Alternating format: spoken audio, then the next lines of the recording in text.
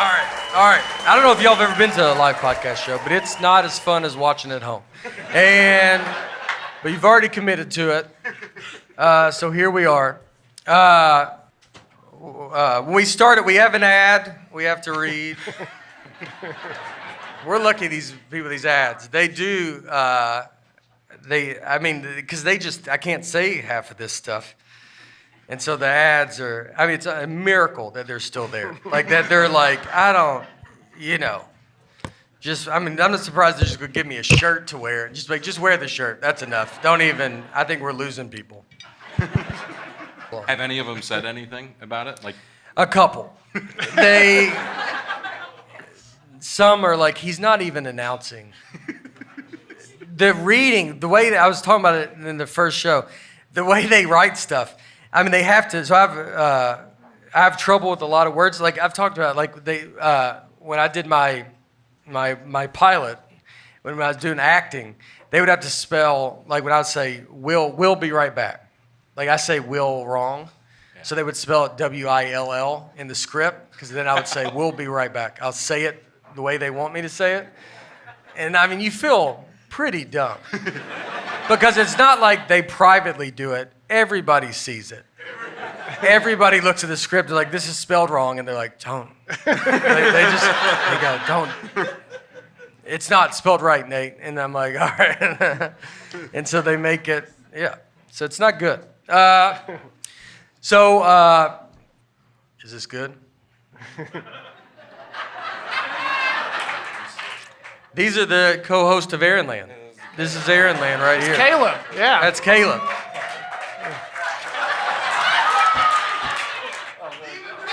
Yeah. There it is. Let's go, folks.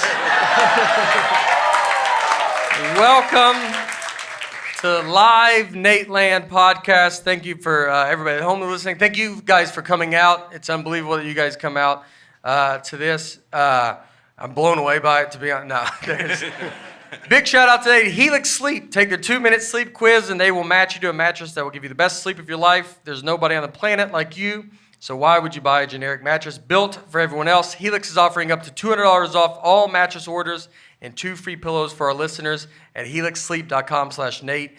That's up to $200 off all mattress orders and 2 free pillows at helixsleep.com/Nate. Welcome to Nateland, everybody. It is funny when you read ads, we have to type it out. Every word. It says slash. Yeah. It's not just a slash, it says slash. Because they don't, and it says period, and they spell out period. And they go, now stop. And that's what it says, now stop, don't read anymore. And that's in black, angry letters. Stop, quit reading. Don't read this part. And then happy is like, we can start now again. This is fun. The live podcast, I've loved doing it. We did it, we just done one other one, and it went good, I believe. And here's this one. Yeah. And we started at this one. So I have nothing, I don't know how to get going. We get started as we always start with the comments from you guys. Comments are from Twitter, Instagram, YouTube, Apple, podcasts, Nateland, at natebargatze.com.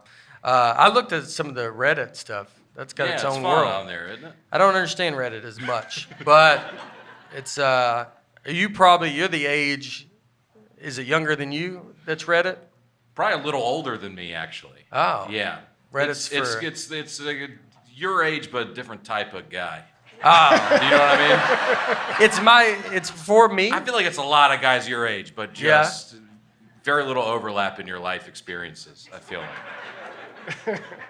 It's like opening the mail, like for Brian. Yeah, that's mine. Brian's age is like, it's a letter that he gets. If you want to, you can mail comments to Brian as well, and he'll read them. I would love it if you did that. That would be so much easier. Yeah, just every day, just get a little letter opener, just sit down, blow it, and pull the letter out. I race my mother-in-law to the mailbox every day. That's what we do. She likes it too. Yeah, and I love to get mail. She does too, so we race each other. Getting mail is it is fun to walk. When you forget at night, And then you're like, oh, I didn't go get the mail. It's like a little something else to do. You get it now. You're married. You're just trying to get out of the house. You're looking for anything. You're like, you know what? I saw the neighbor's trash can out. I'll go roll them up. You just walk around pulling people's trash cans up the drive. You're just trying to get out. Yeah. You just want out of the house. Tyler Trepp. Love the podcast. Listen to every episode. I was wondering, once Nate starts his tour with will the podcast still continue? I hope it does. Love everything from Nate, Aaron, and Barbados. I like Barbados. Yeah, I mean, I think we're still going to. It's going good. I honestly probably would hope it didn't go as good, and then I could easily back away. No, I really enjoy it, and once the tour starts, we will do it. I'll see how crazy it gets, but we record on Mondays, and we were kind of planning for that to happen. So we will still continue it. FC Schultz. I'm new to Nateland, so I vote let's go, folks, because it feels like I'm on the ground floor of an inside joke. Just change it up every 50 episodes or so. That's what I agree. It's an inside joke. That's why I like the let's go, folks, because it's just us. We're the only ones that get it. No one else gets it. Hello, folks, go to any Cracker Barrel in America. That's how you get introduced, and you're going to feel like an idiot when you go, you podcast listen, and they're like, what? That's how I feel anytime I get recognized, where I'm like, oh, what's up? You want to get a picture? And they're like, I don't know who you are. And I go, I'm sorry. So maybe I do want y'all to say it so y'all can feel the same thing that I feel. Hunter Lambert. Lambert. Yeah. Hello, folks. Happened naturally, which is why it became a staple. Let's go, folks, is being far too forced. You can't make it happen just because the irony is fun and exclusive to the folks. Sort of like how you can't give yourself a nickname. It has to happen organically from others. I get the point, but Hunter is an idiot. And the Hello, folks was organic. Let's go, folks is organic. You created both of those. Yeah, so I feel like I'm just appeasing. Is appeasing the word? Am I appeasing everybody? By letting them think that they can help decide? Yes, that's exactly the word. I do want everybody to agree that I'm right. So that might take some time. It's going the other way right now. And It's going the other direction right now. People are going against it. Yeah. The hello, folks. So clap if you like hello, folks. All right. Now clap if you like let's go, folks. That's not. Let's go, folks. People are more energetic. Okay. I guarantee you if Nate leaves the room, it'd be very different. But that's the point. I'm never leaving the room. Yeah. The podcast would be very different. The podcast would be very Be different. a lot fewer people. Yeah. We just would appreciate some folks to listen to this podcast. Let's Go's got the more energy. We could go. You know what I was thinking? What if you did both? You said do both, but I've thought about that. Rip me for again. it. Yeah, well, I think it's dumb, but then I came around to it as I thought about it. I thought about it a little more than I should have. We're still deciding. I hope it just runs forever and we just never make a decision. It's got more people commenting than anything we've ever had. Yeah, people are coming around, and they're getting it. I mean, I over-explain it, but. I think they're just accepting the fact that it's not going away. And so they're like, I guess Let's just get on board. we're doing this now.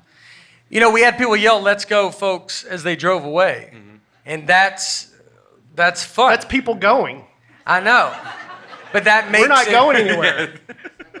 I know, but it makes it, like, stand out more. I'm saying when someone, that's funny. It's funny every time because we're making fun of the let's go, folks. Yeah. The regular people that use it, I mean, dude, they use it. You see it. Where was I watching? I mean, I saw a guy catch a foul ball with his hand. And you can't hear him, but you just see him go, let's go. And you're like, this is a problem. Yeah. These people are just yelling it. They don't Was it know an they're yelling. impressive catch? I mean, this sounds like it might be an appropriate situation. You don't ever yell, let's go, where he's saying it too much. Okay. And I know I'm trying to say we should say it more. But because we're better than them. And we are making fun of them. Right. And that's the funny part. I don't know.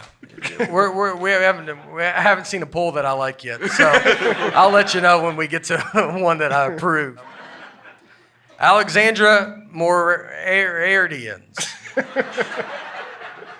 Sounds like a Star Wars. Moravians. How would you say it? Moradians? Moradians? Yeah, It sounds like Moradians. Moradians. Doesn't You that sound like you a threw group about that 4 fights? R's in there, though. What's that Star Wars show? Mandalorian? Yeah. Seems like a part of that. Like they're not as good as the Mandalorians, the Moradians, but they're like decent. They're attacking, yeah. Like they're first to show up, and they're always like we've already lost like half our people, but they always lose half the people. But it's easier to get into than Mandalorians. I don't know.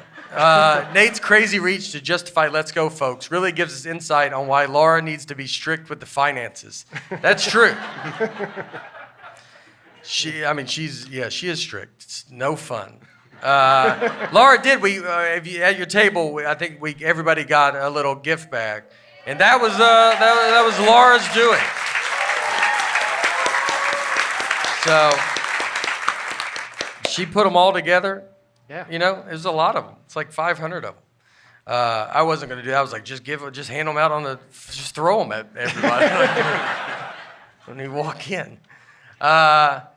Ed Orizam. Maybe a good compromise would be to keep "Hello, Folks" as the intro and use "Let's Go, Folks" as the outro. Far be it from me to agree with birthday over Nate on anything, but I think he may be onto something with the idea of keeping both, despite Nate's insistence.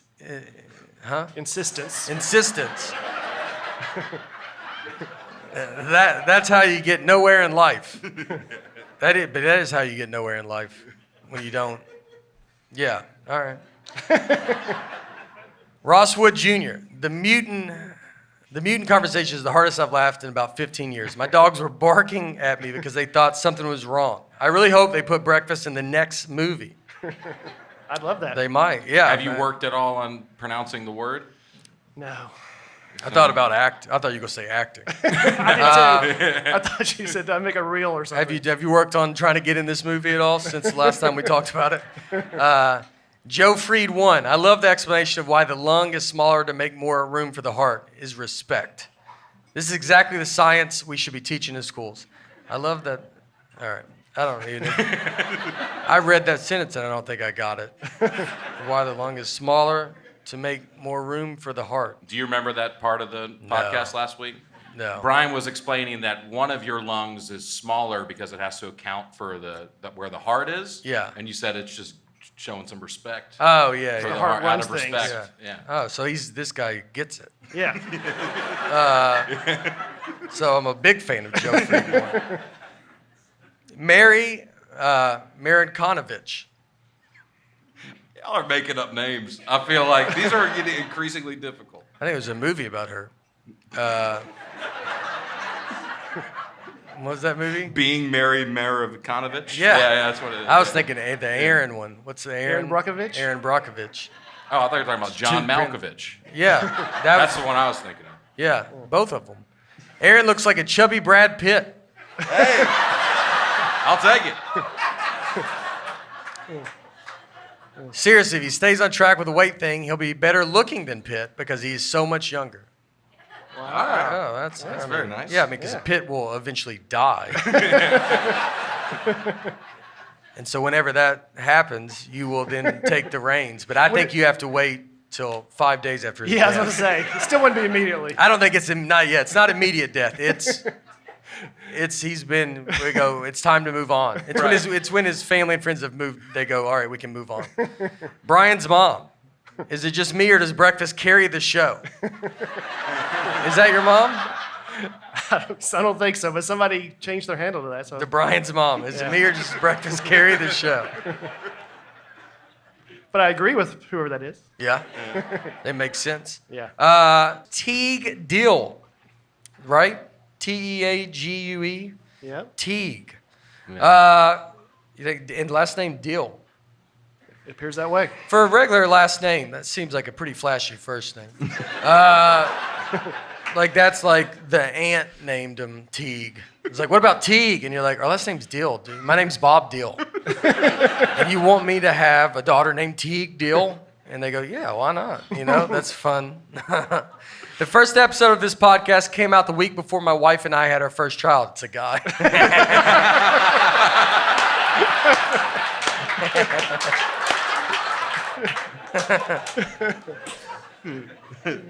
We watched it while waiting anxiously for her to go into labor, and it eased so much of our tension. My daughter missed one episode, but we've watched every episode since altogether. Thanks for making our first year of parenting even greater, and congratulations on 1 year. Thank you very much. Yeah, this is the 1 year anniversary. You said that earlier at the beginning. Made it 1 year.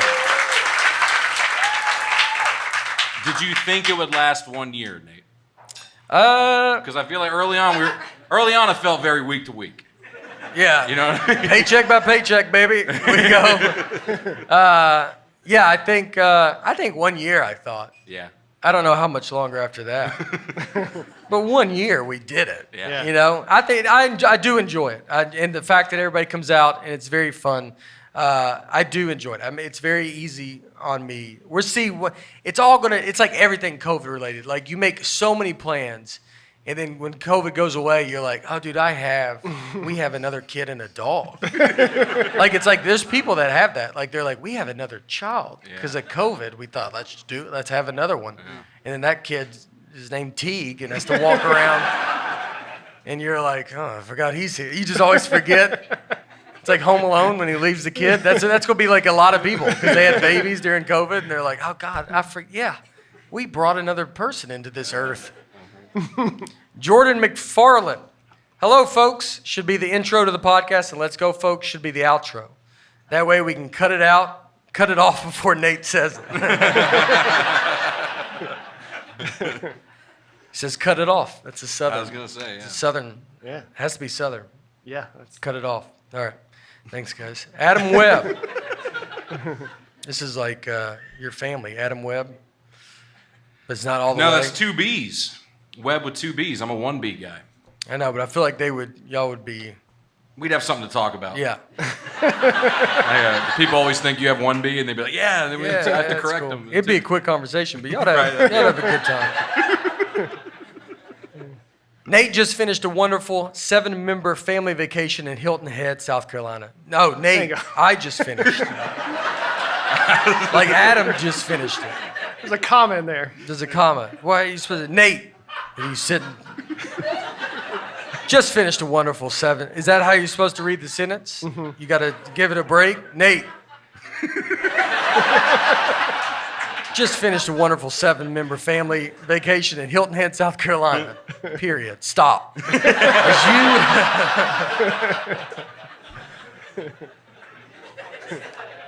Imagine reading all those letters back then. They said stop. The telegrams. Yeah. Telegrams. Yeah. Could they not were they so dumb that they couldn't figure out another sentence was going? As you can imagine, let's go, folks, work perfectly for me in many situations. Stop. I can get my point across and laugh on the inside while doing it. Thank you. Someone that gets it. Mm-hmm. I don't know if y'all even got that sentence. I broke that up so much. That Russell Dietrich. It doesn't make sense. It doesn't make much sense to start a podcast by inviting people to leave with you. Yeah. So let's go, folks. Yeah. Let's go. Yeah. Welcome to Nateland. Let's get out of here.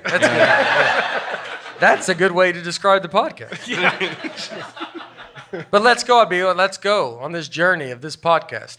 Well, that's part of the silliness of it that you're pointing out, is that it doesn't even mean, they use it in a way that it doesn't mean what it means. Yeah. All right? Right? I don't know, man. Let's go. Let's go. Steve Kelly. If anything, every time someone says let's go, we get a good laugh. Right. Ourselves. Right. I mean, you have to notice it more. Yeah. Right? Yeah. And that's the point. We want to point these people out. Steve Kelly in World War II. This is an old listener. It's a friend of mine. He might read the podcast. He doesn't even listen. He still does the newspaper version. In World War II, soldiers would use code words to identify each other as a friendly in low visibility conditions. For example, someone may yell out flash, and the correct response would be thunder. We should do the same with hello, folks, and let's go, folks. The next time someone says hello, folks, look at them and say, let's go, folks. Then you know it's time to high five and talk about Seinfeld. Mm-hmm. I don't hate that idea. That's a pretty great one. Because in that way, you don't say the same thing back to them. You go, hello, folks. Let's go, folks. That's a pretty good. Okay. All right, Steve. Might be on what's the out if they were just using hello, folks, normally? Well, they don't say it. Let's go, folks. And they're like, what are you talking about? And you just kind of back away. What do you mean? If you say hello, folks, and they don't respond. You say let's go, folks, back to them. And they were saying hello. Saying hi, yeah. Yeah. That's hilarious, though. And that makes me very happy. Yeah. To mean you get thrown in just the worst situation. Like, that's wonderful. And that's the reason we should do it. Right. I'm on board with that.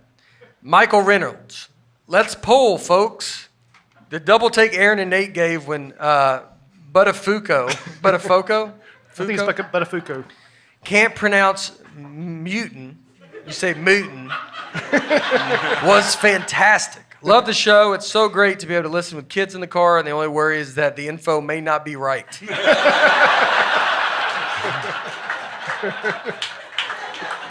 We're not corrupting them. We're just misleading them. Yeah. That's the worst we're doing. Yeah, he just made them dumber. Ethan Runnels. I work at a paint store in Western New York, and I was listening to your podcast while I was stocking shelves in the warehouse. Some customers came in, and when I went out to help them, I automatically started speaking with a slight Southern accent. I didn't want to suddenly change it, so I just kept using it. Before they left, other people came in, and long story short, I ended up having to speak like that for almost 2 straight hours. I guess the podcast has a bigger influence on me than I realized. That's great. Some people, I would always hear servers would do that. Like if you wait tables, you'd go like in a British accent, be like, "Good day, mate." I don't know. I don't. Yeah, how far could you keep that going? You think British accent? I couldn't do it. I wouldn't. I don't even. What is a British? Yeah. Could you do a British accent? He just did it. I'd be a little aggressive. Hello, folks. I knew a guy. Hello, folks. Hello, folks. And they're like, "Oh, God, where are you from?" You're like, "I don't even know where to tell you I'm from." Like that. So I know. There's a bar here in Nashville. There's a regular there who is. I always knew him as a guy with an Irish accent. I thought he was from Ireland. And everybody found out years later that he is from Tennessee. And he just started using an Irish accent at this bar. And he dated a girl for years as an Irishman. Wow. Yeah. And one day everybody just found out. They're like, "No, that guy's not from Ireland. He's from." He was faking it? He was faking it to everybody. No, he just weirdly grew up here and had that accent. Ted Alexander has a great joke about he loves the World Cup because he learns every 4 years where his neighbors are really from. Yeah. He just paints them all Mexican, and then he finds out he's actually from Argentina. Oh, yeah. Yeah, that is funny. You guys, you guys should hear Ted tell it. When Brian says it, you're like, "I don't think we should be saying this, man." Ted does it in a little bit better way. He does. Curtis Van Kuren. We all need an update on that guy that seemed to have his pick of the ladies after commenting about his breakup. I believe his name was Harrison. Is he married to another folk? Is he womanizing? That's 2 different options. I feel like I'm not the only person wondering. Yeah, Harrison's a folk, so now he needs to write in and tell us who he picked. I don't have the answer. Can you remind us of the story of what happened with this guy? He wrote in he had just gone through a breakup. Yeah, and how the podcast helped him through it, blah, blah, blah. And yada, yada, yada. And then the next week, I think 2 different women wrote in and said they'd love to meet Harrison and get to know him. Yeah. See what happened. Here's a belt on the podcast. Don Holio. Jolio. Yeah, I think you're right. Jolio. I think you had it right the first time. I listened to 48 episodes of this podcast until I just couldn't anymore.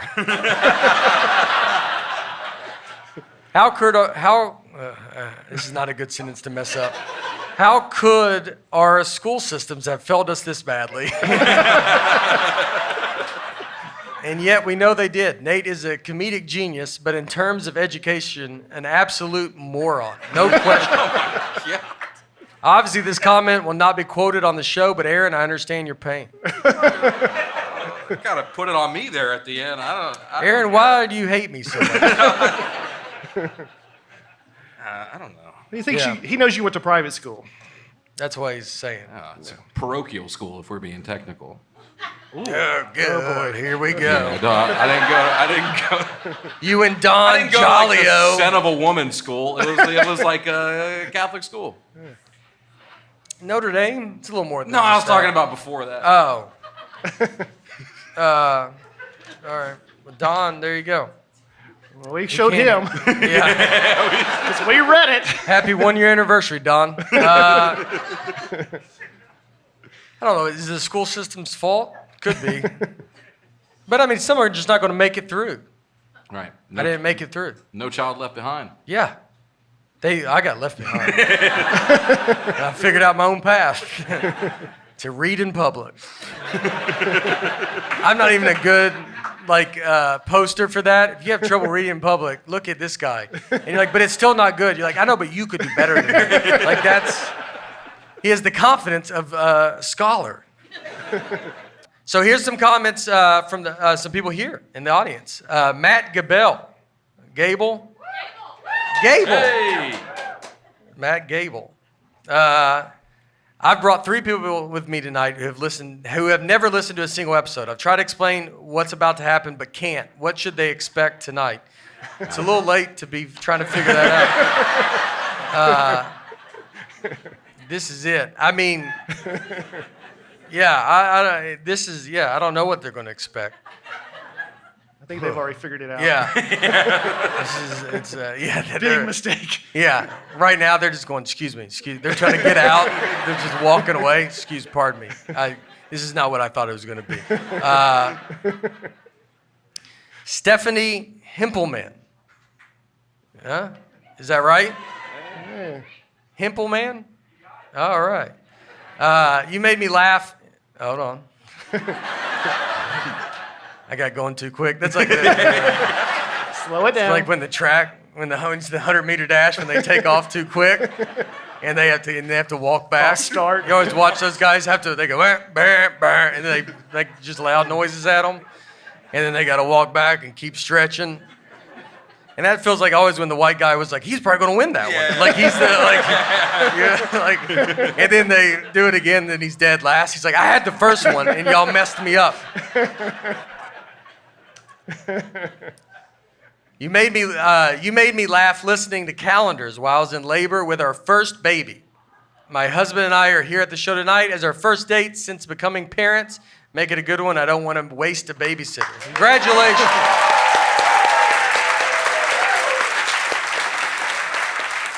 Did the laughing Move it along. Induce move it along? Induce. Induce. That's the I know word. what induce. He's the parent. He knows. Yeah.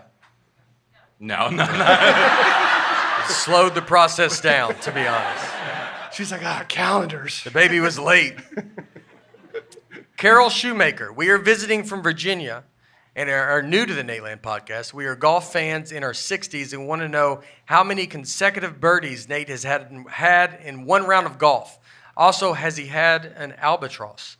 I've never had an albatross. I have one hole in one, but it's on a par 3 course, and so I don't count it because it was like it's all par 3s. It was 122 yards, and it just feels like it's not in a regular round. So that's why because I always think if you have a hole in one, you got to explain it. Then it doesn't count. It's like you got to be like, I've had one. They're like, where is it? And you're like, it's in between these condos. It's a real dicey area.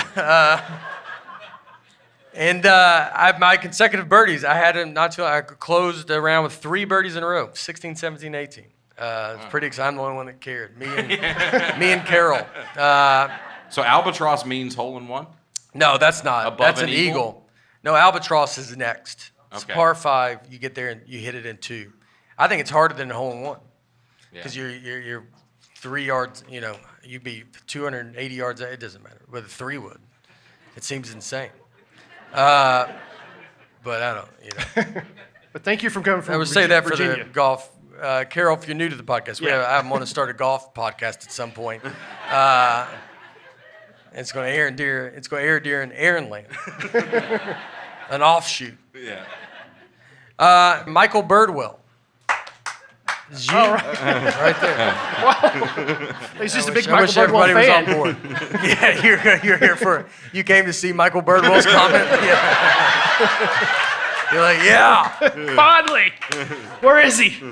When you were developing the Nateland podcast, what alternatives did you not pick? For example, was there any other podcast names or comedians that were for consideration? Was it always a 3-person format? Did you intend for the comments to be such a big part of the show, or did that just happen naturally? Good question, Michael. I have multiple comics I tried before them too, and they're the only ones that worked out. No, I mean I did talk about. I didn't know what I would do with a podcast.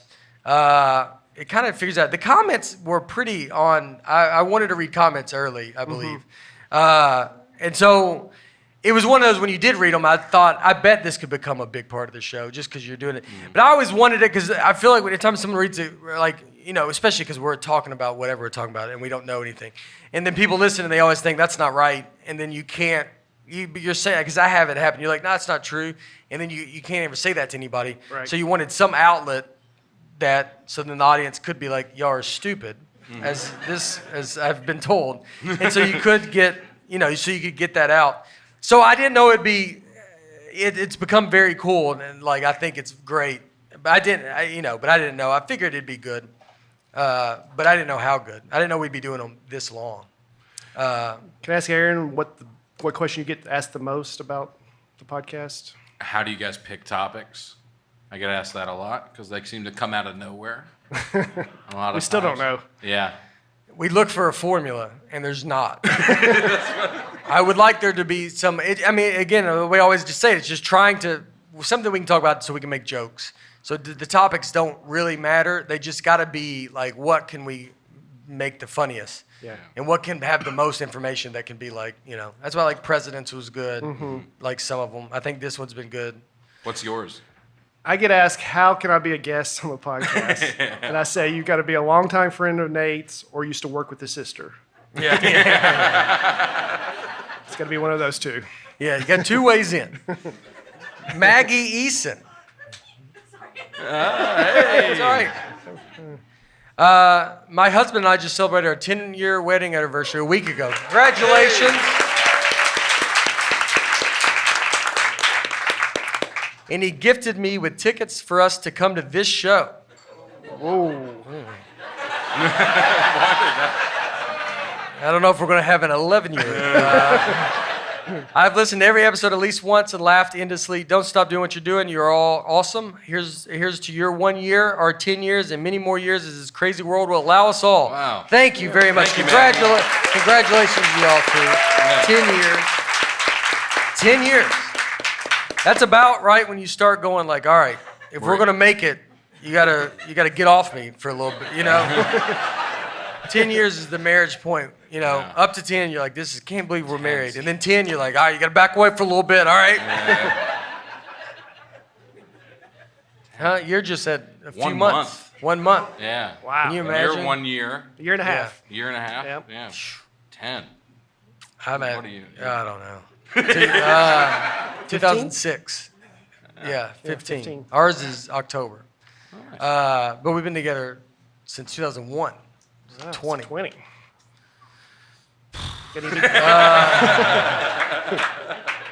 No, she's here. I think you all got stuff at your table. That's all Laura. My wife put all that stuff. It's all her. Chelsea Hansen. Hey! I know you said before that people make a whole weekend or vacation around going to your shows, but my husband and I are driving up literally for one night only from Virginia for the night of the podcast and then turning around and going home. No pressure, but I'm expecting you all to deliver. Let's go! Wow. Wow. That's big delivery. How many hours is that? Y'all drive back tonight? Or you stay to spend the night? Early in the morning. Get back. How long is this drive is that? 8 or 9 hours. Oh, man. You guys, how long have y'all been married? 9 months. That's when you do stuff like that. You get 10 years, you start flying. You're like, hey, you're like, I can't be in a car that long. Are you crazy? Before we get into topic 2, we have some taglines. 'Cause we've talked to you guys about the best way to describe the show to your friends. As you know, as Matt, you brought people, and you go like, I don't know how to explain it. And so a couple ways that we've asked people, and here's a few of them. Lena Peters. It sounds like Lenna. Yeah. Like there should have been a Leanne, and then they changed it up at the last minute. What if Lena was like, I should have been Leanne, and then the guy wrote it wrong, and now her whole life is Lena. The more ridiculous the topic, the more accurate the information. Yeah. Yeah. Yeah. Is that Bigfoot. true? I think we nailed Bigfoot. Yeah, we solved Bigfoot. Jordan Brown, a podcast that covers everything where the audience learns nothing and the host can't read anything. That's pretty good. That is pretty good. Yeah. I mean, that if you don't get it from that, then you're like... then Caleb you're- clapped for that one. I mean, he loved it. He was like, right on. Bry Hernandez. It's like waiting in line for a movie and making friends with people waiting too. That's pretty good. Yeah. Yeah. But there's no movie when you're done There's with the no line. movie. Yeah. That's the Let's Go, folks. That's what I like. Right. That it's because we're all in it together. It's a special, and we're making fun of everybody. Lindell Chambers, boldly going where no mistake has gone before. It's pretty good. All right. Doug Stonier. It's spelled Stonier. Stonier. Yeah. Or what would you say? Stonier? We got it right the first time. Stonier? That's what Stonier? It is. Stonier. I don't Like know. he's stonier than somebody else.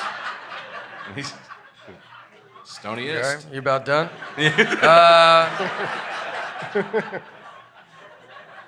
Three guys from the South without a single foul mouth who make great jokes for a bunch of simple folks. Oh, All right. that's good. sweet. It's not, that is a sweet one. Yeah. Imagine just saying that to one of your friends. If somebody go, what's the podcast like? Oh, it's three guys from the South without a single foul mouth who make great jokes for a bunch of simple folks. And they're going to go, what are you talking about? Like are you crazy, dude? Like that's what you're going to say. You're like, that took a long time to memorize that. Paul Sheldon, an old guy, a smart guy, and Nate. That's pretty good. I like that. Colin Green, a middle school project, submits their rough draft every week. That's pretty good. It's a pretty good. I like it. All right, we're on the right page. Like that's every week's that. All right, we're getting somewhere. Gregory Dunn, an educational podcast about something and nothing at the same time. Yeah. It's profound in a way. Yeah, you like that Philosophy. I know. It's, CJ Montoya, 3 men and a lot of maybe. Pretty good. So what is Big that? Montoya fan over here. Yeah, he loved that one. What? That's a reference to what is it? 3 men and a baby. 3 Yeah, men what and a is baby. that? It's a movie. I'd heard of it, but what is it like? It's exactly what it is. I mean, If you're not getting it from the title, I don't think you're going to get it. what do the 3 men and a baby do? Do they just kind of hang out? Can you imagine 3 men with a baby? It's not like it goes great. Yeah. Just Oh, it's imagine their baby. Just imagine you wrote a movie and you called it 3 Men and a Baby. What would you have them do? It'd probably be a lot of stuff goes wrong. That's the great. I don't know. I've told it my favorite thing. Greg Giraldo, very funny comedian, passed away. When Craig Robinson was hosting Last Comic Standing, he goes. Craig Robinson. He goes. I got a new movie coming out. It's called Hot Tub Time Machine. And Greg goes, oh, what's it about? It's one of my favorite. It's exactly what it is. It's a hot tub with the time machine. There's no, when you ask to describe it, 3 Men and a Baby. Right, those are the characters, but I'm talking plot-wise, what happens? Well, the baby kills one of them. And that's where it I'll took have to the check turn. that out. Yeah, it's a pretty good movie. Because you go, there's no way that could happen. And then you go, oh, that's the only thing that could happen. I think we showed a scene from it in our Urban Legends episode because the 3 Men and a Baby ghost. Oh, back with the there. ghost in the... Well, that wasn't a baby, that was a kid. That was an older kid. Was that it? wasn't the But baby. that was the That ghost. was the though. ghost. No. Yeah. Elliot DeLuca. G-rated chat at a GED level.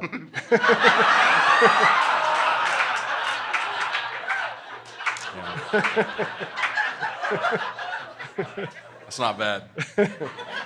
At a GED.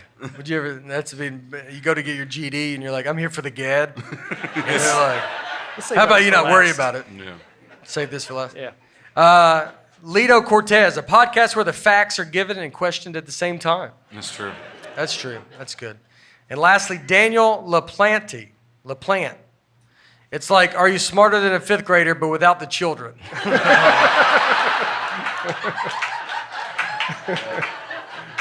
All pretty good. Felix. Felix mattress. He sleeps on a Helix mattress. I know some of you are sleeping on some old mattresses at night, and you deserve better than that. So give yourself an upgrade. Go online and get a Helix mattress like we did. Like I said, we have a bunch of comics sleep on it, all different sizes. To Nick Novicki, to our buddy Justin Smith. I mean, wildly different of the weight that has been on this Helix Dusk Luxe mattress. It's unreal, the difference. It is so comfortable. I still can't believe the mattress that is shipped. It's so great. When you get it too, we've talked about opening it. It's that's one of the funnest things ever to watch it fold out. It doesn't take much, and we love it. Helix Sleep has a quiz that just takes 2 minutes to complete and match your body type and sleep preference to the perfect mattress for you.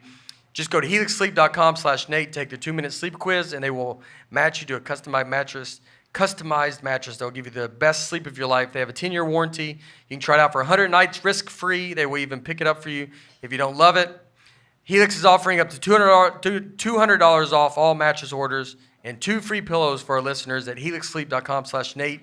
helixsleep.com/Nate for up to $200 off and 2 free pillows. All right, today... Do you want to talk about the 1 year? Oh, yeah. Yeah. So it's 1 year anniversary, and and also this Thursday, the best of episode comes out. Yes, we have. Yeah. It's so funny to do a best of, and everybody's like, I don't even. We're very high on our horse. It's very short. Yeah, It's 4 minutes. we took, I looked at it. It's great. Just we got a best stuff coming out Thursday, the day after the podcast, which I believe Thursday is the exact 1 year, July 8th, which is my daughter's birthday. And then that we did like a best of. So then, if you want to introduce someone to be like, hey, if you want to catch up, I don't know why they have nothing going on in their life. And you want to catch up on this. They have a 8-hour drive. Then we can do it. So this is... There's some YouTube stats. The most viewed episode. We've done, 52 now? Can anybody guess what you think it would be? Would anybody know? No, my dad. That's a good guess. It's a good guess. It's the wife. Yes. Oh, it could be stand-up. Is it the wife? It's the wife. The wife. Hey. Nate's wife, Laura, 84,000 views. Oh. That's YouTube. That's that one is like you talk about her so much. Stand-up comedy's got to be up there too, though. Yeah, it's one of the most viewed Yeah, ones. yeah, because all the jokes about her. So then people are like, well, what is this lady's problem? Right. I think they want to figure out what my problem was. The least viewed, the Christmas episode, which makes sense. I mean, you're not going to watch that in July. Right. Yeah, no, but we did it in July. No, but I'm just saying. Oh, you're not going to watch it. Yeah. Right now it's July. Most of these topics are so great, they're universal. Yeah. You could watch philosophy year round. Yeah. We're the only podcast that would give the least viewed. Nothing else would do that. No one else goes like, I try, like ESPN, they're like, our most watched game?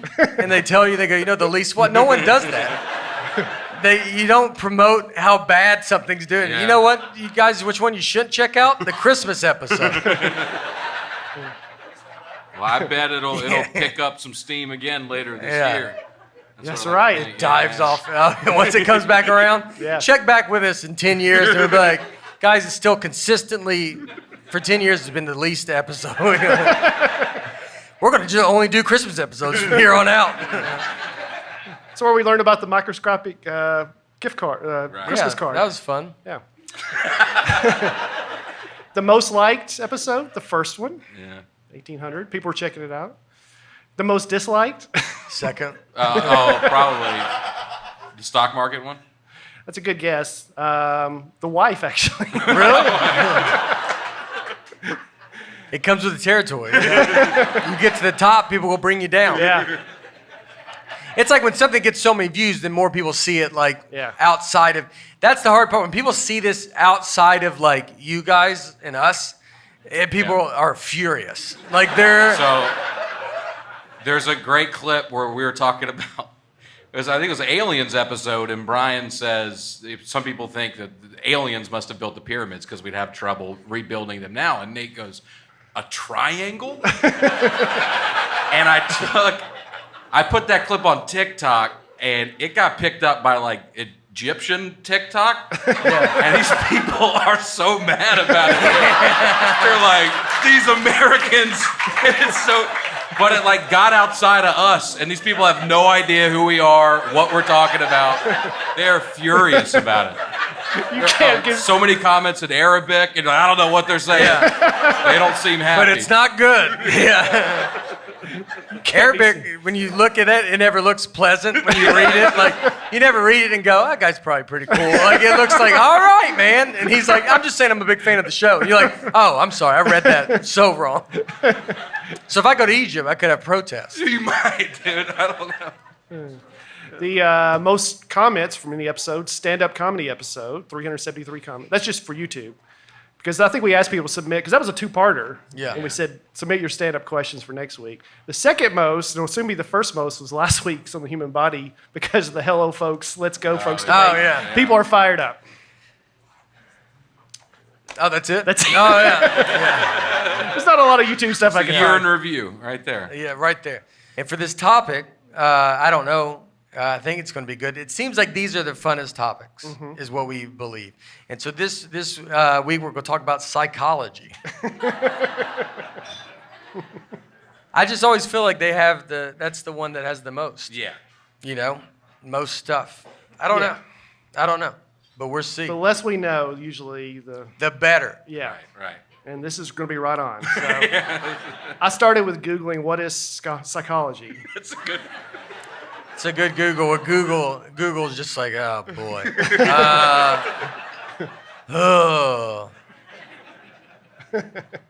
Like the definition of psychology? Yeah, I just thought I'll start there. Yeah, I don't. That seems. So it's the study of the It human. says if you don't know, you don't know. That's what it says. Like, if you're starting here, I wouldn't start. Or maybe ask how old you are. How old are you? And if you're like, I'm 50, and they're like, he's like, I wouldn't even do it. I had to lie about my age. It started, huh? I had to lie about my age. Usually you have to make yourself older. I had to make yourself younger for it to tell me. For it to tell you? Yeah. 18. It's the study of the human mind and its functions, especially those affecting behavior. And then this article said that comedians are the closest thing to psychologists because psychologists test how people react to certain things in the world, and they do experiments. And comedians do that every night when they tell new jokes. They get immediate feedback on whether or not audiences like jokes, don't like jokes, and why they do. So, Do you ever think of yourself as a psychologist up I there? do Nate? now. So, hello, folks, and let's go, folks. A psychologist person would love it. What do they call themselves? Psychologists. yeah. Yeah, I think they leave Is the that like a person off. job that you can just have? Like you're like, I'm a You psychologist. could be an adjunct psychologist. An adjunct? Probably. That's who you go talk to, right? Like Yeah. Psychologist, yeah. you go talk to psychologists. Well, there's a difference between psychology and psychiatry, Yeah. right? Yep. What's that difference? One of them can give you medicine, can give you pills. Right. And the other one, waste your time. At the end. So did I get medicine now? He's like, I don't do that stuff. And you're like, then why don't you say that on the sign, dude? The whole reason I'm here is for the medicine. It said in some ways comedians are better because they understand people better than psychologists and are often more right than psychologists. All right. Oh, that's pretty fun. We're the best at it. Yeah, and you've talked about how you've noticed, like an experiment would be, you've told jokes about your wife, and some people have thought they've come off as too mean.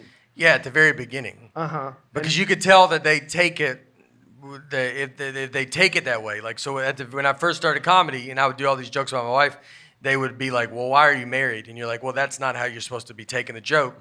But I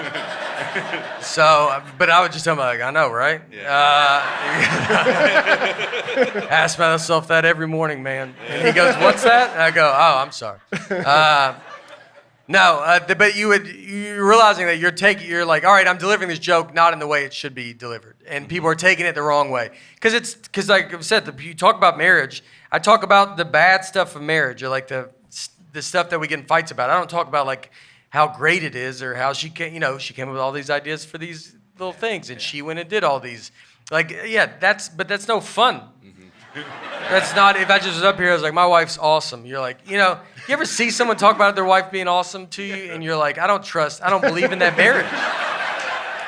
Like, you just be hanging out with them, and he's like, dude, my wife is just so great, and you're like, well, you loser? Like, what do you... You just kind of assume we all got great husbands and wives. Yeah. I don't want to hear about it. Like, tell me the bad stuff. Right. It's no fun when someone does that. And then you have to sit there and go, that's great, man. Yeah. I'm so glad y'all are happy. And you're like, I don't care. But yeah, so I had to figure out how to, because you got to have love in it. That's where, we always talk about The Office, but that's where Michael Scott's character was so good, because there was love in that. Yeah. You could tell that he loved these people, and that was my favorite episode, was the painting episode, where he goes to Pam's painting. Business school. The business school. Yep. The whole episode's great when he goes to Pam's painting, and he sits there, and he's the only one that shows up. Yeah. And that's the sweetest thing I've ever seen on television. Just to be like, it's a guy that's just doofus, that everybody doesn't like, but he goes there and is blown away by her painting, which is the sweetest thing ever. Yeah. That's psychology. In season 1, yeah. In season 1, they made him, he wasn't quite so sweet. And they because you don't know him, probably too then. You don't know the character. Right. So then people take it, it was mean. And then it was also the way he looked, because he was like, They gave him hair. They gave him He hair. was balding in season 1, and they're like, we got to make this guy likable. Yeah. And so they gave him hair. Yeah. Yeah. And he lost a bunch of weight. Yeah. So sorry. That's what we're going to do for season 2 of Nateland. Is you're going to see I'll just come out the big wig. Bald Eagle over here is going to show up and be like, boom. And just... Well, do you get that, Brian? Do you get people go, aw? Do you get that from the crowd during jokes that you don't intend to? Happens to me all the time. When I first started, I got it a lot. Because you're trying. They can tell you're trying. They go, oh, he's up there giving it his all. I don't get it, but he is, we're watching, what are you watching? A guy trying his hardest is what I'm watching. That's what I'm watching. Yeah, we can make so many hypotheses, like an experiment, on why it didn't work. Yeah. The crowd was tired. They Right. just got off work. Right. It's July 4th weekend. But that's if you don't get the dynamic. This is why comics they always talk about comics making fun of each other. And that was a big thing. When I was in New York, it was like there's a comics table at the Comedy Cellar that, if you know comedy, it was like kind of famous, because everybody would go there and just rip on each other. And the reason it works is because everybody knows it's not real. Everybody knows we're just making fun of each other. And everybody loves everybody, and like everybody's happy. And you can just trash. Like there's times in stand-up where there's moments where you could be like, hey, could you just say you like me? Like the beginning, you would be like, I don't think this person likes you. And you're like, if they weren't making fun of you, that's how you know they wouldn't like you. They would just ignore you and just be like, whatever. But if they start trashing you, that means that's like a sign that they like you. And comics don't want like all the nonsense of being, like the sweet whatever. and being like you did good. Like it's better to be like you were terrible.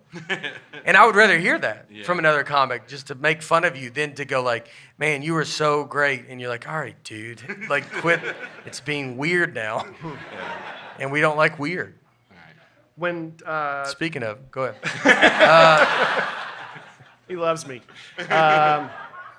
When TV shows first started in the 50s, TV executives were doing tests on sitcoms, and they didn't have live studio audiences, and they would just do it without a laugh track, and people were testing that these shows aren't funny. Then they figured out a laugh track, same show, just put a laugh track on it, and people started finding the shows funny because they learned laughter is a communal thing that makes people more. When you hear laughter, it makes you want to laugh more. Right. Same show. So that's like a psychological experiment they did. Oh, right. Yeah. Have you ever seen when they go into those sitcoms and they remove the laugh track? And it just turns into like the creepiest show of all time because everyone's just pausing after they say something. It's just silent. Yeah, I like a laugh track. We need to bring that back. If Did I talk about the professional laughers? So the pilot that I shot that went nowhere. Yeah. It's only survived because I've talked about it on the podcast, and I have some pictures and stuff. But so for us, when we shot it, for us to get used to the rhythm of the jokes, because you would write all these jokes, and I mean, as a comic, you know, like, all right, that's funny, and you know that people will laugh. But it's not like you're always like dying laughing in a writer's room. You just write something, and you go, that's very funny, and that's literally how you respond to most jokes. You go, that's really good, and then you don't laugh. I mean, it's very stone cold faced. That's one of the best jokes I've ever heard in my life. And that's in your reaction, and then you're like, all right, can you laugh? And you're like, I'll never laugh at it. But that's maybe the funniest thing I've ever heard. You know. So for us to get you when we were rehearsing, we couldn't bring a live audience in. So they hired. There's guys that are professional laughers, and so you bring in like 8 guys or women. Guys and women, and they sit spread out. I'm not trying to say one's better. Women are terrible at this. No, they go. Women are one of the least fun group of people. And so, no, it was women are great laughers. And they would spread them out, and they could laugh on command. And so they laugh loud, and they laugh at everything. So they would laugh at where the jokes were. And so then you knew, like, you could kind of get used to, like, you could have a pause of silence because because those 8 people would laugh. It was pretty unbelievable. Like, that's those people's job is just to be like, oh, I need a laugher. And they're like, yeah, that's what I do. And they could go sit and they laugh. I should talk about that on the Odd Jobs episode. Yeah. Well, do you start to not trust laughs after that? That would get in my head, I feel like. I mean, you're writing a show. I don't think, no, it's not like, I mean, they can fake laugh, but I mean, you know, they're laughing where the jokes are at. I mean, you're really using it for like timing. Just so you can, because otherwise you're going to speed through everything. Like my special, when I couldn't hear them laugh, and I did 60 minutes of material in 43 minutes because all the energy is taken out. And so you just start flying, and you're like trying to, you know, once it gets silent, you're like, I got to go again. Like, and so this just helps you kind of pace that out. They did a psychological study on comedy clubs and what makes the best comedy club. Low ceilings, because the laughter stays Everybody over looks more. up immediately and he's like, all right. Cramming people Don't have in. that here. Go ahead. No, these are low. These would be considered low. Yeah. It's low. Yeah, well, if you're in the balcony, it's super low. Yeah. And That's uncomfortable. the taller you are, the lower it is. I mean, that's psychology right there. And uncomfortable seats. They found Yeah. if people are in comfortable seats, they relax too much and don't laugh as much. Well, they jam you in. Yeah. So if you ever go to comic clubs, you can see now everybody gets very close. This is the best setting for you and for us. If you will have more fun close. That's like when you do a show. If there was 50 people here and we had you spread out, it would be a nightmare. And then, but if we got 8, didn't we say this? Did I say? We've talked about it before. I don't know. You have 8 people together. Yeah. It's better. It's way, Right. and that's why you try to get everybody to. Oh, this was BOGO. The BOGO show. It'd be right before the show starts. All right, obviously, because everybody's alone. Yeah. It's Yeah. buy one, get one free tickets for Brian's show. But everybody, they can't, it's all people that can't find a person to bring with them, so they have to come alone. And then before we get started, Brian has to go, hey, can everybody scoot up and let's all sit together? Move up, move up. But in general, the more uncomfortable you are, the better it the show. is. That's Letterman. It was always like 55 degrees in there, or Yeah. something like that. I'm making that temperature up. But it was very cold. Very cold. It was very, and people would be freezing because that's better. That's what makes you laugh more. So some famous psychological experiments. They did a study on conformity and how people will just go along with the pack. And they You watch this, dude, in lines. Yeah. Watch lines. I've noticed this more. Go to like Starbucks. My joke about Starbucks was built off this. Just watch people just go get near people. Yeah. Is that what this is about? Well, they were observing lines. Yeah. But it's about people just getting near people? No, Oh. but it's the same principle. Maybe they would look at a chart and say which one of these lines is the same length as that line. And if you asked these people alone, they would majority time would get it right. But if you put them in a group, they would place actors who would purposely give the wrong answer. Yeah. And then those other people who had it wrong before, they would also say it was the wrong answer just because they thought, well, if that guy says it's that, Yeah. he must be right. Yeah. People would just go along with the pack, even I would though do it's that. not their best interest. I would too. It would depend on what they look like. Like if they look smart, I'd just agree with them. You know? Yeah. So but you basically would follow, like you can watch people, just like watch a line and you can just see people just get into lines that won't know what the line is for. And you can usually just notice it. You can notice it with, traffic can be that way where like people just get it. You're like, people are just stopped and no one knows why they're stopped. And you can just watch people. You can cutting people off in traffic is easier than it's ever been in the history of driving because people are on their phones. And so once they're on their phone, then they're like, well, I'm going to get on my phone. And then it's just a train reaction if everybody's on their phone. And you just drive in front of those people. And they're still sitting on the highway right now. They don't know what's going on. If you go to Starbucks, just look at the line and just watch. People just scoot up. I will sometimes, you can stop and then let people go and then just like keep moving up and just watch the person behind you. They just do whatever you do. Yeah. Like they're not even looking at the grand, like if you just look at the Starbucks and we could probably fix it. I don't know what I'm really saying here, but y'all are going along with this, you know? Yeah, they're conforming. That's a good example. We're all just like, And I would argue on that poll that you did about hello folks, let's go folks, whoever the second answer is, I feel like audiences always cheer more. I Yeah. feel like they get going and then for whatever reason, it's always the last one that they cheer the most for. Well, that's, when I would watch, I'm a Dan Patrick fan, and like everybody when he would say his poll, he'd be like, all right, they want to get a poll out to the audience. But then he explains his reason, and you're like, well, it's going to be that. I mean, no, because we're listening to you to begin with. Yeah. And so, like, I'm going to just say whatever you say. Like, it's almost like you'd have to be like, I want everybody's true reaction without being influenced. Yeah. Well, they're telling us. Something, all right. So how we value beauty. They did a test, and they put one of the world's best violinists who people had paid hundreds of dollars just to see him perform, and they put him on a Washington, D.C. subway station as a homeless person.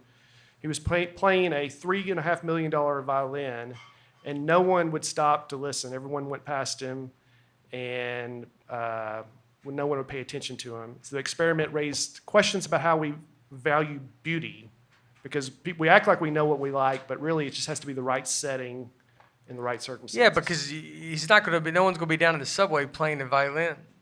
Like, no one famous. But if it's just as good, why wouldn't we just enjoy it? because you would not assume that because no one's down in the subway just loitering around. You don't go down there and hang out and be like, maybe I want to hear some good music today at the New York subway.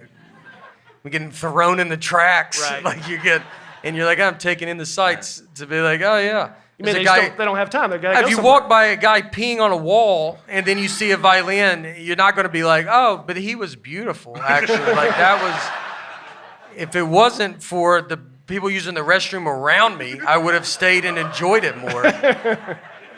And then they go, see, this is an experiment. That's a horrible place to try it. Because you're trained to not want to hang out. Yeah. It's not a ride. Yeah. It's you go down there, then you're like, we got to get out of here, and then, but you go see it. You don't go just enjoy it, and then like I don't think it's a fair place to. I agree with that. Yeah. Every research lab needs a Nate in their office. Yeah. And they just run every idea by him and you tell him right away why that's stupid. Well, that's stupid. Yeah. Well, you're stupid. Yeah. Do you think you could tell the difference between just an amateur violinist and the best violinist in the world right down there? No. No, I have a theory with that with dancing. Is that I don't think anybody knows Can't wait to hear what's this. good or bad. And the greatest dancer and the worst dancer is like, if you just told me that guy was, if you showed me the worst dancer and told me he's great, I would be like, okay. Like it would be, it's like robot. Like if that's someone does like the robot, you're like, all right, I get that. I get the robot. But the rest of it, you're like, you're just moving around a lot. Right, Like right. it's embarrassing. Yeah, I agree. You take music out of dancing, it's one of the most embarrassing things you could ever witness. Just It's silent just silent dancing. You're like, this is uncomfortable and we shouldn't be around it. and you ask to leave. They should do an experiment with that. Yeah, just have get someone dance. The Jabberwockies, isn't that what they're called? Send them down. That's there. like the first time when you saw when people started wearing headphones and they started just talking. And you're like, who is this person? And it was not normal. Do y'all remember like when Bluetooth was like kind of coming a thing? And then people would just start talking. You're like, I don't know if this guy's crazy. I remember going to San Francisco, and they have a pretty crazy homeless thing going on over there. And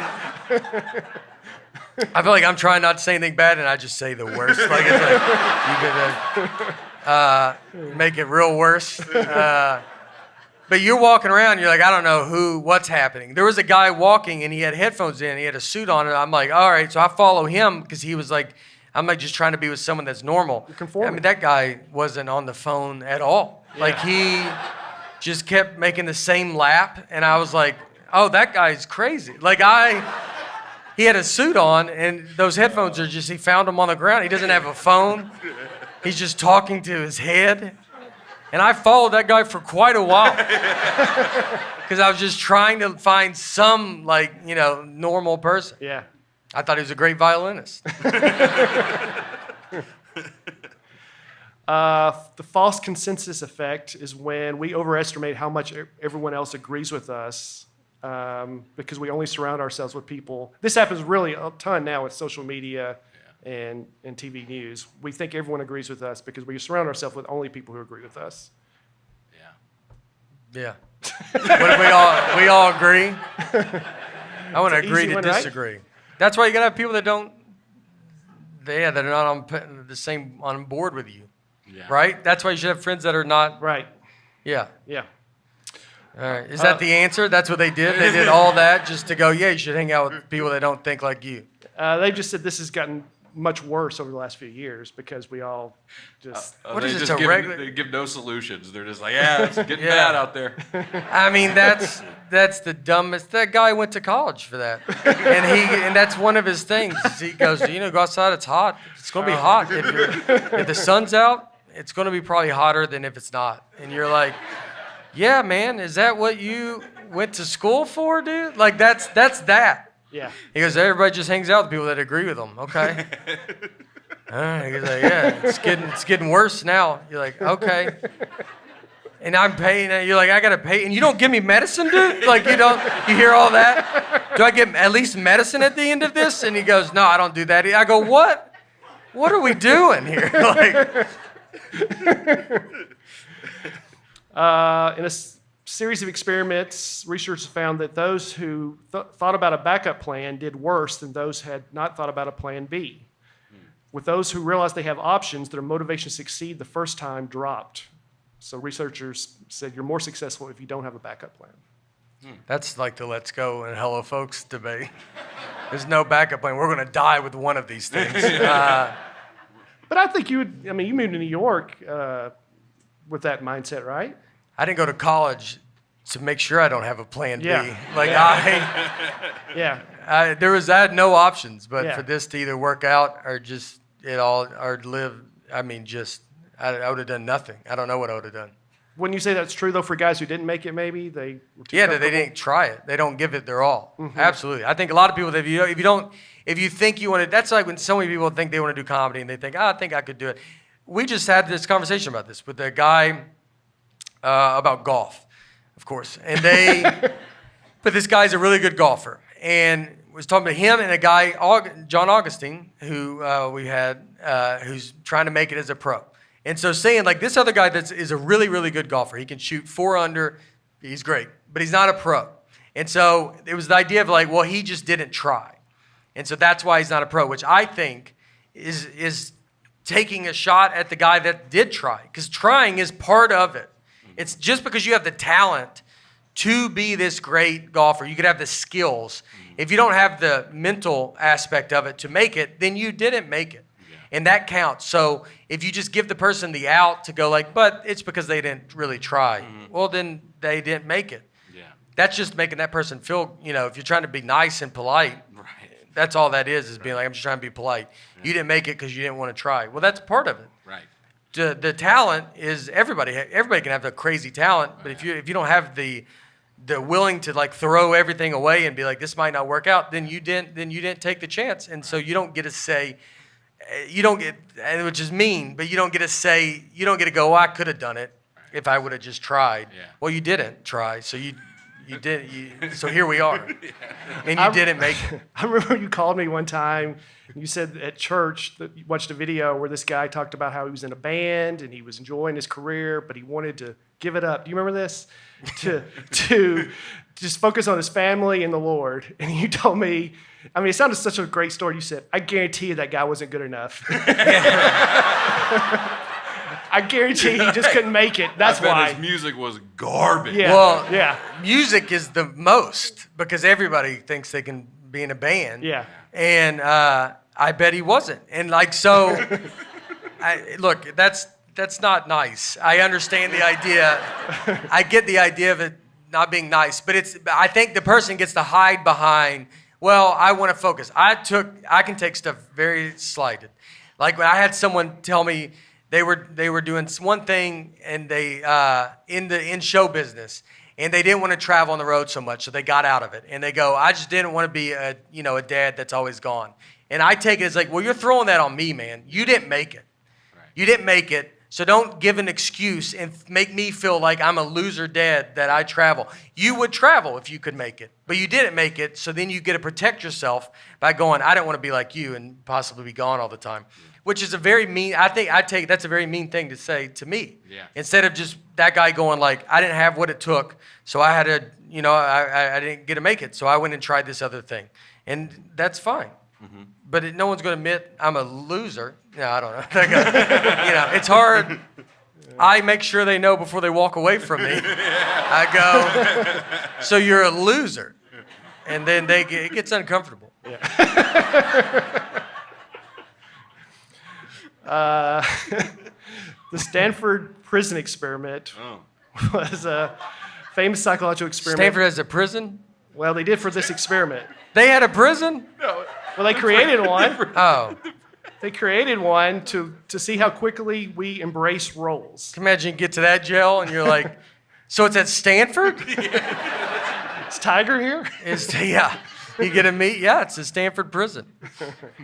So they assigned half the students to be, there's a research group to be guards, and the other half to be prisoners. And for 2 weeks, they had to do these roles, like legit. And after 6 days, they had to cancel this experiment because things were getting so out of hand. People embraced their roles so quickly that the guards were torturing the prisoners. Yeah. And the prisoners were accepting it. They'd both just taken on their role as what they were. And it just shows how quickly power can go to your head or lack of power can. They had to stop the whole thing, shut it down. Yeah, once the torture started, maybe stop. Maybe shut the After prison 6 down. days. After 6 days. They're taking it too serious. Yeah. I'd say that, yeah. How would they figure out? But that's not real life experience. This is the problem. It's all these college educated folk. You can't. Y'all go, no, we're gonna do it in a safe scenario. Like there's guys that are really in prison. Yeah. And and then you have the audacity to go, I did that one time. Like that. I did it. Well, I went you to prison. can't go to a real prison and then be like, all right, for 6 days, you guys are all going to be the guards. And then the guards, there's no other way to simulate this. Yeah, I think we have a pretty good idea what's going on there. So what are they trying to figure out? Yeah, the prisoners are a little more upset than the guards, and the guards take advantage of their power. You're like, okay, that's a prison. We see that happen in real time. And then Stanford goes, well, we're going to do it. We should reenact it. And you go, you loser. What? People pay for that, dude. Can you imagine if you send your kid and it costs, what is it, $100,000 a day to go to Stanford? To get tortured. And you go, why are your both eyes black? Oh, I was a prisoner, and we were doing an experiment. That prison's not good. That's crazy, dude. What is happening? This is why I didn't go to college, Go to community college. This is just life in a community that goes. The teachers have too much power. They're hitting you when you walk in. The age groups are wildly different. 17-year-old to like an 80-year-old in the same class. You weren't ready? Huh? No. No. It's supposed to show how, if you look throughout history at some of the people who did mean things to others, and you say, I would never do that. Mm-hmm. They were saying, if you ever got in that power position, you don't know what you would do. Right. It might go to your head. Right. I think there's guards that are probably pretty nice. I would hope so. I hope so. Yeah. That's what we get out of it. I hope so, man.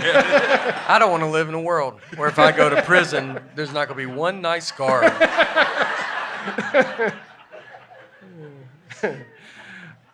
Negative bias. Our brain has trained itself to quickly look for bad things more than good. So if your coworker compliments you for your presentation, you'll remember something mean they said to you much more. Mm-hmm.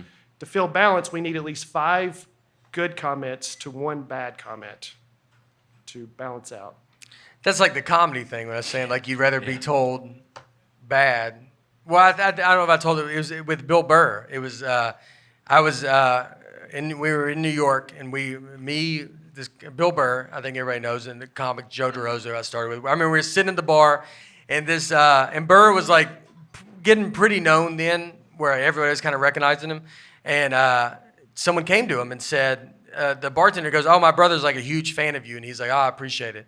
And that was all he said. He didn't like really react to it. And I remember she goes, all right, I'm sorry. I'm sorry. I didn't mean to bother you or something. And he wasn't taking it bad. He was like, I just don't know how to handle, like, you're saying something very nice and you're like, oh, I appreciate it. Like, he's like, I don't know what you want me to do. He's like, I would have rather you just tell me your brother hates me. We would have more of a conversation with that. But it's a weird balance because you obviously don't want to walk around and just have people being like, I hate you, and you gotta go talk to them. What's going on over here? But on the flip side, found Brian's mom out there. Thanks, Mom. As comics, we often tend to notice the one person in the audience not laughing as opposed to everyone else. Yeah, that's a weird, but it's, I remember comedy.tv. I don't know if anybody's has anybody ever seen comedy.tv? That's crazy. That's so funny. That's my mom. Yeah. To do TV. There's a couple TV things I've done where I'm like, I don't know if a human being has seen this. I've seen it multiple times. And you're on television, and it does not help at all. You go have a fun night, and then no one sees it. So comedy.tv was Byron Allen. They did this. Comics Unleashed was also another thing. It comes on ABC at like 2 a.m. Byron Allen, by the way, is a billionaire. Yeah. This dude's figured everything out. He's a comic. He's been around forever. Great, super nice guy. Weather Channel? I think he owns the Weather Channel now. Yeah. And he learned to buy ads like at 2 a.m. or 1 a.m. on ABC or something a long time ago. And he started doing this and then ended up, he's now worth, I think, $1 billion. And so he'd do this Comics Unleashed where he would have comics. He would interview us and we'd all do our jokes. And they did stand-up too, and it's called comedy.tv. And so when we filmed it, it was in Los Angeles. This is, you see my old videos. It's one of those old ones. My head shaved, glasses, And So I remember doing it, and during the show, they did 9 shows in a row. And so with the same audience. And so the audience would be paid to come. Nobody was known. So the audience, they pay them all to come. And so they have to watch 9 comedy shows. It's 6 hours or something that they're sitting there. So but we're one of the last shows. So by the time we're there, people are they're not laughing. They're laughing at the wrong parts.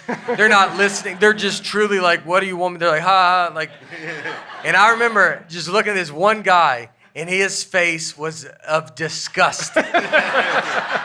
And he had really big hair, and he just sat there and just didn't have any reaction, but just stared at you. And I remember just looking at him the whole time. And I was like, it was almost like it was just me and him in a room. And there's 1,000 people in there, and you're just looking at this guy who's furious. And then everybody else is just laughing. If you find it, you go look up at that comedy. They laugh at wrong parts. It was like just get through the set and then just be done. Like the reaction's not real. But you got a standing ovation, right? They gave everybody a standing ovation. Like you stood up. When you walked out, they stood up. When you left, they stood up. That was just, they told these people, they go stand up, and they stood up. It would be like this, where they're just telling you what to do. It was like the Stanford prison experience. Cognitive dissonance is when, well, I can't really explain that, but they did a test, and they made subjects do a very boring task, and they said, we'll pay you to tell other people it's really interesting and get them to come do it. And they told some people we'll give you $1. They told some people we'll give you $20 to convince people that this is really fun, come and do it. So then they quiz, even though they're lying, they quizzed the people afterwards why you did it. The people who got $20 said, because you gave me $20, so it was worth it. Yeah. People who got $1, he convinced themselves that this was fun, because $1 is not worth lying, but in their head, they had to convince themselves. Because they're embarrassed. Yeah, I guess. And they're trying to convince themselves, like, I don't know, that was kind of fun, so yeah, why not? So it just shows the difference in our demeanor as far as money is involved. I don't know. What are they doing? What was the boring task? They don't say. The fact that you just got a guy asked you for money off the street to go do something, you'd be like, I did it because I wanted to see how this was going to play out. It just keeps going. Like he gave me $1. Like, I don't know, I got $1. And that was what's the point? What do they get out of it? What do they go, and that's why something. Like I don't understand I don't know, they looked at how people will convince themselves of something that's not true just to justify in their head to their brain that it was a good reason for lying. Yeah. Mm-hmm. Which I guess I've done that. I've lied about something and convinced myself it was in the best interest for everyone involved. I know. Starting this podcast. Do it. Right before I walk through that door every day, I go, this is a good idea. I sit alone and go, no. Whoa. They did a study on people who followed authority, and they told everyone that you're going to ask these people a set of questions. If they get it wrong, you have to give them a shock. And if they keep going, you increase the electric shock. Now, the people they were shocking were actors. Yeah. This wasn't real, but the whole thing was to see how far people would go if someone in authority told you to do this. Yeah. Mm-hmm. And people went to the point where they'd shock enough to kill a person. Yeah, and they just did it. And they're not being shocked, but they're not being shocked, but the people don't know that. But they're following authority. This was done after World War II, after the Holocaust, to show how the Nazis... Probably pick a better time to do it. Maybe let that breathe a little bit before you start... Before we're just already just jamming them in there. You're like, hey, let's try it. Once they get out, they're like, you mind coming over here? We're going to do a little experiment. You're like, can I have some time? It wasn't on them. Huh? It wasn't on the people in the Holocaust. I don't know. I'm just, even right after. I'm just saying. That seems... out. Yeah. Just getting thrown right into... Yeah. Even the idea to do it right after, Yeah, it was when some of these people were being tried for war crimes, and they were trying to do experiment to see if they were just following authority and therefore maybe are innocent of their crimes. But a lot of What people about did it. these people that do all that make not people bad. try these Yeah. things, like like psychologists? Oh, These it gets to people, some why don't bad they do stuff. something on them? They're the ones that are ruined. Like, who are they to go? Like, I watch people. They have no emotion towards people, and Well, they're I just agree. wasting people's times. They're hurting people. They watch it and then they write and go, "Huh, isn't that interesting?" Like it's all stuff that's like, yeah, I think we could have figured that. I think if you just talked to a person about it, y'all could have come to the conclusion without wasting a whole day of a person. Yeah, the takeaway for me is if you sign up to participate in a psychological study, like what's happening is not actually what's happening. They're messing with you in some way. Yeah, That's how it's like a all magic these turn trick. out. Yeah. Yeah, that's like the twist. It's the same twist at the end. Actually, we were watching you do something else. You know? It's just dishonest. Oh, they did some really, really bad things, especially to children. Oh, I know who can't wait to read it. The bearer of bad news. I've been waiting for this. I don't even know which one to go with first. They're all so good. Let's do the one with orphans. They took 22 orphans. Some had stuttering problems, some didn't. Some were fine, but they split them up, and one group gave them positive, encouraging feedback, and they improved in their life. The other group, whether they studied or not, they told them, they disparaged them, they said they had speech issues, they really put them down. And those people, the rest of their Aaron, Who signs up to do this? They don't have a choice. they're orphan No, kids. they're orphan. No, kids. not the orphans. Who signs up? Can I berate the ones that can't read? Oh, yeah. Yeah. I think I'd be real good Well, at no that. one's apparently watching these psychologists. They No. can do whatever they want. No, it was a 6-month study, and the children grew up. 6 months. Takes a while to really set it in. In 2007, a half a dozen of the former students got a payout from the state of Iowa for what they'd endured because of lifelong psychological and emotional scars. This was a state-funded experiment. It was the University of Iowa. Oh my God. University of Iowa. Yeah. That's a main college. You hope it's something you never heard of. What is Iowa? It's in Iowa. What's their Hawkeyes? Hawkeyes. Yeah. The Hawkeyes. We're doing this to children Yeah. Yeah. 1939. in 1939. Yeah. That's crazy. And and they were wanting to see how they would go out in life. It just showed how people verbally berated Just children. ruin half the kids' life. Yeah. Yeah. What was the stuttering thing? Was that just you being mean? Them stuttering, what was the point of that? I think they had to have a few kids that really stuttered, so the other kids didn't catch on that something's up. So they put a few good kids and a few bad kids together and told them they were all bad. So they were trying to, so I don't understand. What's the point of them stuttering? I think they were just some ringers they threw in there. But one reason, the ones who got positive feedback, they improved on their stuttering. Oh, so this is all stuttering people. And so they're trying to see. Now, there were some stutterers, in both groups there were some stuttering kids and some kids who spoke perfectly fine. And in the group that got positive feedback, the kids who spoke fine continued to speak fine, and the stutterers improved because they got encouragement. Yeah. In the other group, everybody went bad. Everybody started stuttering. Yeah, Yeah. So one kid was like, I didn't ever even stutter, and now I Yeah. stutter. yeah. I know, but so the whole experiment is just for the stutterers? Like it's, I think it's just to show how long-term effects on kids. so I mean like, but the regular kids, that are just like, so y'all did, what is this? They're like, what is this study for? You're like, it's about stuttering. You're like, yeah, why was I in it then? I didn't stutter. And then he goes, oh, I know, but we wanted to bring some of y'all in too, Yeah. Well, I think if you had all stutterers and you say you're terrible and they continue to stutter, like, well, what does that prove? Yeah. But they had to throw some So ringers you're trying to in. make some of the kids Yeah. stutter. Yeah. That's crazy, dude. And what do we get out of this? Shows the long-term effects of people's verbal, what they say to you, I guess.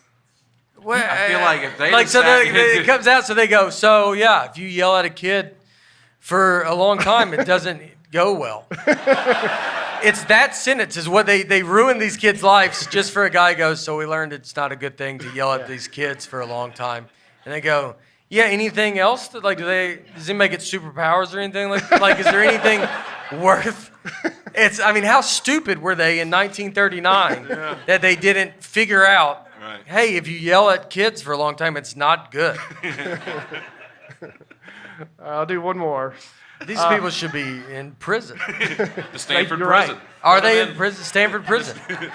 Well, it's 1939, so they're probably dead, but they're not looked on very well now.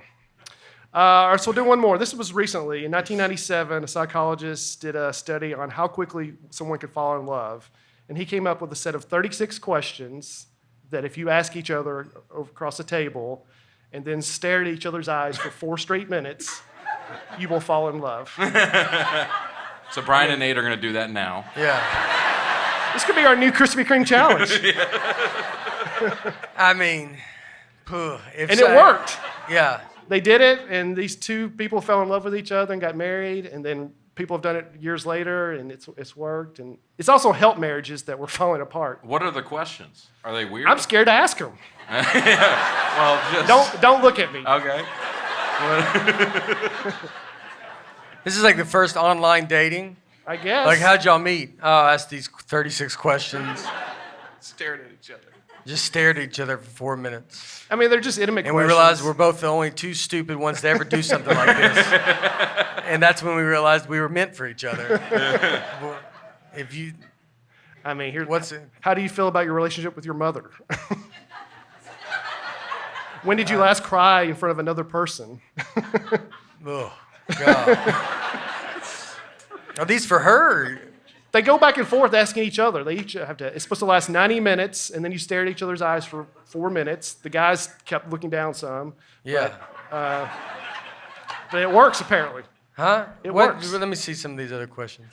There's all 36. Given the choice of anyone in the world, whom would you want as a dinner guest?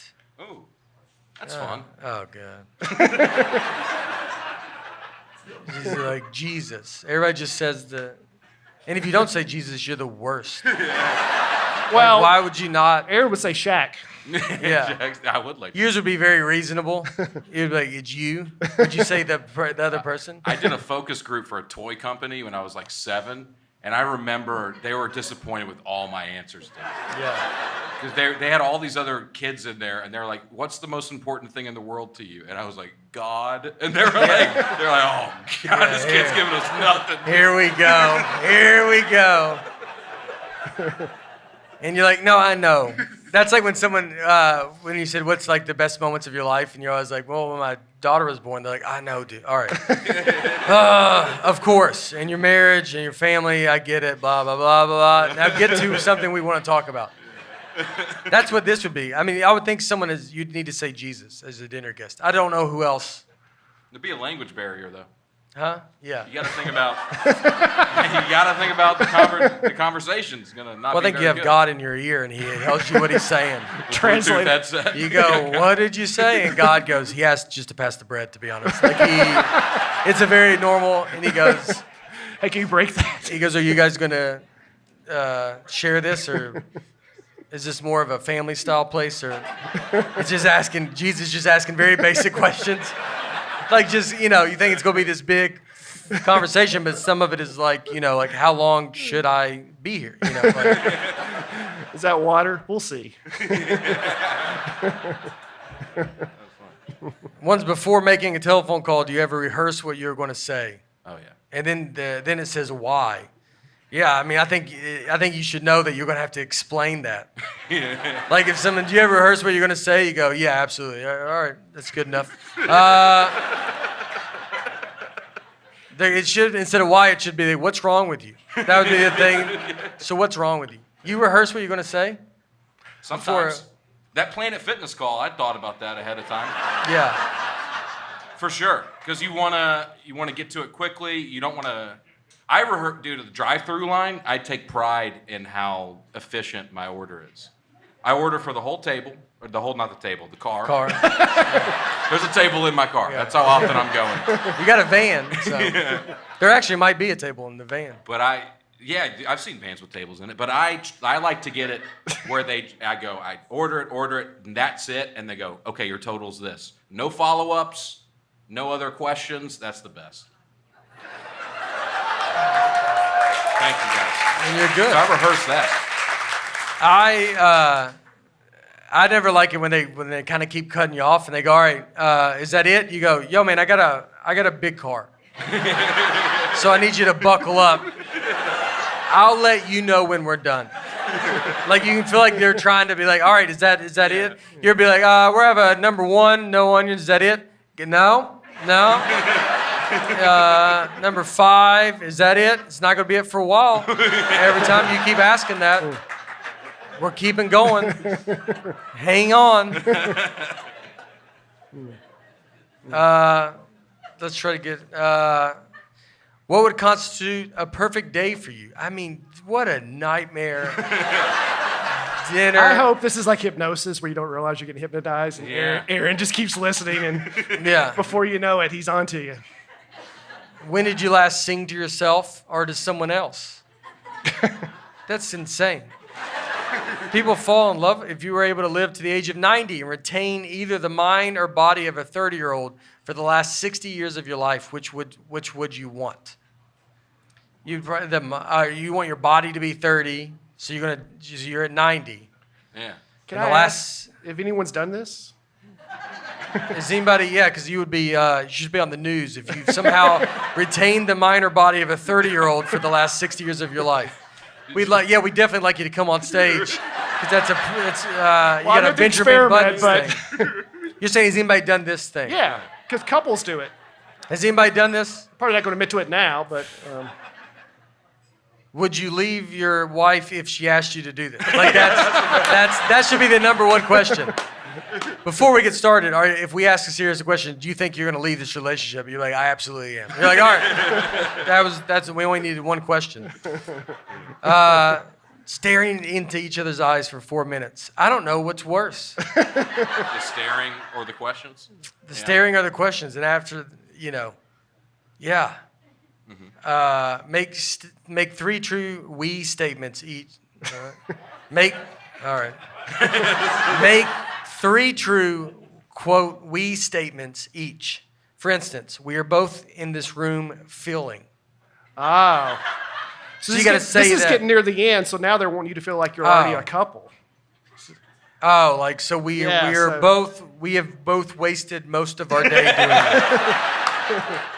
And now you go. And she's like we have both loved this. And then I would say, we are not probably going to ever see each other after this. We are not on the same page. We are already not on the same page. And we should leave now. I don't think there's any reason for us to do any more of these questions. And then she goes, but we might fall in love if we ride this out. We are probably never going to fall in love. We go, and folks. I knew this from before we started the questions. I can't believe we've made it this far.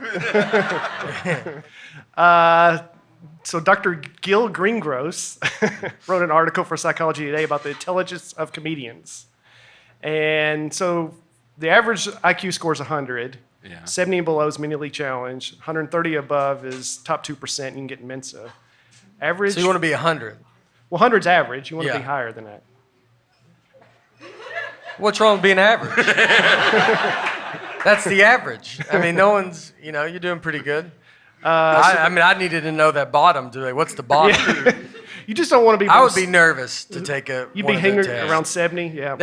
I would be pretty nervous. You're gonna come out I'm pretty when we all walk out the room, they're gonna pull me to another door. Hey, you right there? Could you come out this other door? And I'm like, what's over this door? And they're like, just blocks and stuff. They go, we're gonna walk you out because we looked at your score and we don't know if you're gonna know how to get out of this building. They sampled 55 male comedians, and they range from 115 to 160 with the average of 138. The average IQ of a comedian is 138? Male comedians. Male comedians. Then they couldn't find enough female comedians? They found 14 female comedians, and they range from 112 to 144 with an average of 126. So they're also way above average. Yeah. When did they do this? I think it was a long time ago. Oh. How would they find 55 comedians a long time ago? This I is mean, all not- these people that say they're comedians and they're not? I'm not saying it was like in 1800s, but I think it was not last year. I think it was. I think I would know at least one of these comedians that go, no, I did this test. I remember, if right now, if you told me you asked 55 comedians, I would know one of them. Yeah. Probably go would. take this I test. think it was probably like in the 80s or something. Okay. But You sound mad that you weren't called about this. I don't That's have the what it list feels of like. them. Where do you go get your IQ? You just do it whenever? Why do people even do it? Like just, Yeah, you can go take one now. like if you you're in want. a smart world, and then they're like, you got to do an IQ before you come in this world Like, and learn about all to this join smart Mensa, right? nonsense. Don't you have to You join it? to join Mensa? You have to apply to join Mensa, and then you have to proof of your IQ. Why are you in Mensa? Just to be everybody Just to knows say you're you're better? a genius. Oh, You know, yeah, I mean that'd be fun to say. yeah. It's obnoxious. I mean, that person's got to say it just the whole time. You know, I'm in Mensa. He just tries to get it in every conversation. Where are you going? My Mensa class. What are you? Oh, the store. I thought I'm in Mensa. Is it Mensa? Is that how you say it? Yeah, MENSA. Yeah. They did a psychological test on timing of jokes and when jokes are the funniest and when they're too soon. Yeah. They did it in a tweet version. So this was at Texas A&M University. And they had 1,064 participants online for this. So a tweet. So the tweet was from Hurricane Sandy. They created a Hurricane Sandy account. And the tweet was, just blew the roof off of this Olive Garden, free breadsticks for everyone. So that's the tweet. That's the joke. This was a university made this account. I think so. Or at least this is the tweet, the count and the tweet they Okay. used for this study. Okay. 1,064 participants. Before Hurricane Sandy hit, people were loving it. They thought it was very funny. Then after it hit and did much more tragedy than they expected, it went down.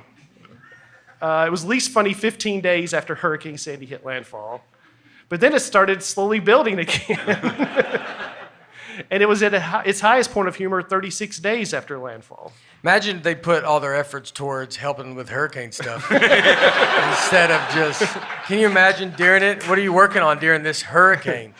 When's right to do a joke or not? You're like, why? Like, can't you just fill it out? All these answers are just stuff that you could be like, you could guess. I know. Yeah. And then they Psychologists, their biggest trick is making you. How do any of these people make money? Yeah. they got to come up with just studies. So then it went back down again after 99 days. So the study showed that Kept it going for 99 days. He goes, is that joke still funny? Like, what joke?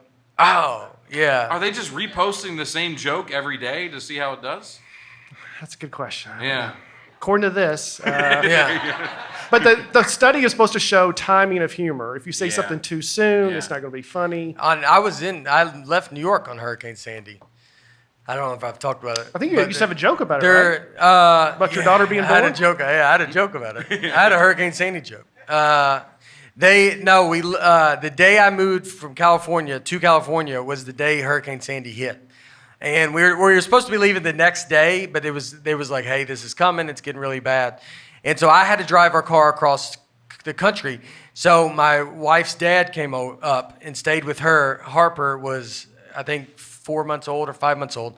So I leave because I had to. But it's funny, in a hurricane, they tell you don't protect babies and old people. And I left my wife with both of those things. and I just drove away. And they got stuck, and they had to go stay at a hotel, Grand Central. And everything lost power except up to their street. And then they had to stay in that hotel for 2 days till they got home. Because we thought they could get out. They went to the airport, and they couldn't get out. And so, yeah. So what point do you think Laura would find that tweet funny? I said that joke to her pretty on the drive out. Oh, your So, joke. I said my joke. I was trying it early. Probably the most famous, I guess, psychological experiment was Pavlov's dog. You guys Yeah. heard of this? Yeah, I don't know what it means. The guy's when I- name's Pavlov? Pavlov, yep. Huh? Pavlov, Pavlov. yep. Pavlov. I imagine just calling a guy that. Every time he comes over, who's coming over? Pavlov. You're like, what? Pavy. Yeah. The Every Pavs- time someone, who's coming over Pavlov, you're like, no, I said who, not what. And he's like, no, his name is Pavlov. You're like, oh. Pavlov's dog. Can we Nicole's call him butcher. Pav or something? And he goes, nah, he makes you call him the whole The thing. whole thing. Is it a guy or is it a man or a woman? You're like, I can never tell. It's Pavlov. It's Pavlov is Pavlov. Brings his dog with him. He brings his dog. So he learned how an outside stimulus can lead to an involuntary response. So he noticed that his dog started salivating for food even when he just heard everyone says it's a dinner bell. Actually, it wasn't a bell. It was other stimulus. But he used to ring this. A lot of people talk and argue about this regularly. This is a very famous. You probably hear all the time on the street, case. everybody's going, that dinner bell, and that's so wrong. It's people don't know. I think the majority of these people know. But he would ring How many it. conversations do you have about Pavlov's dog? I mean, I took one psychology class in Oh, yeah, in the class. high school or college. And Yeah. Yeah. Just the one class. Yeah. And they talked about that they opened with the Pavlov Oh, this is a big dog. one. Yeah, This is the big that's the one. opener Yeah. for sure. That's- yeah. That and Sigmund Freud. That was the two big ones. But he would ring something, and it would make the dog salivate for food because at first he would always feed him. Yeah. But then he just started doing it, and the dog just started salivating even though he didn't see the food.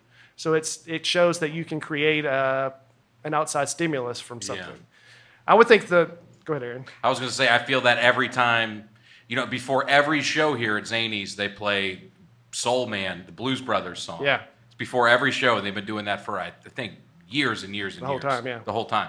So if I hear that song somewhere else, I'll get nervous like I'm about to go on stage. Because I'm Pavlov's dog. I really am. Yeah, I hear it.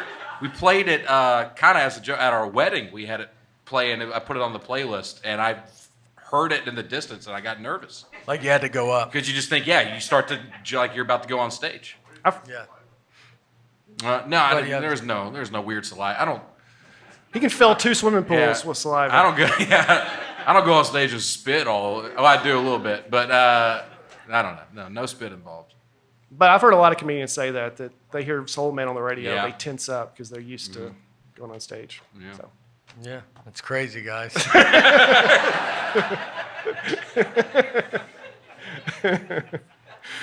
But the difference is we're always usually opening the show, so we got to go out right away. By the time you go Yeah. on stage, it's been an hour and a half since that song played. Well, it is very funny too. We used to do that in New York. So if you hosted a show, you'd have to bring up like 7 comics on a show, and you could just tell someone like, "Oh, you got to go up now." Like if someone showed up late or they thought they were late, we'd be like, "Dude, they're calling your name," and we would tell them, and they would just run in the room. And so it's like if someone just at this Zanies door just came barreling in like, and then he's like, "Am I?" And you're like, "No, dude, you're like 2 more from now," and you just see that person go, "What?" You could do it when they walk out of this door. You could open that door, but you gotta go now. And they open this door, and then they're just out, and everybody sees them. And then you lock it behind them. And then they can't, and then they have to walk out through the crowd. Which is very funny. You and Bert Kreischer did that to me at that door. Oh, yeah. Years ago, I opened for Bert, and then that door was locked. It was like one of my first shows here, and I was like, "Oh man, I messed up." I started to walk around the corner there. It's funny. It's very funny to do. Yeah. Pavlov's dog. Yeah. What kind of dog was it? I don't know. Why wouldn't they ask that? Well, I mean, I'm sure somebody knows, but I don't. We'll find I out just next think that'd week. be kind of important. Yeah. You're teaching schools. People are paying to go learn about this thing. Yeah. It'd be like, was it a schnauzer? And you're like, that's what I would ask that. Like a dominant picture, like figures. All right, go ahead. We'll find out next week in the comments. Yeah. Thank you, sir. I Got one fan. Yeah. Delayed gratification study. I think that just happened.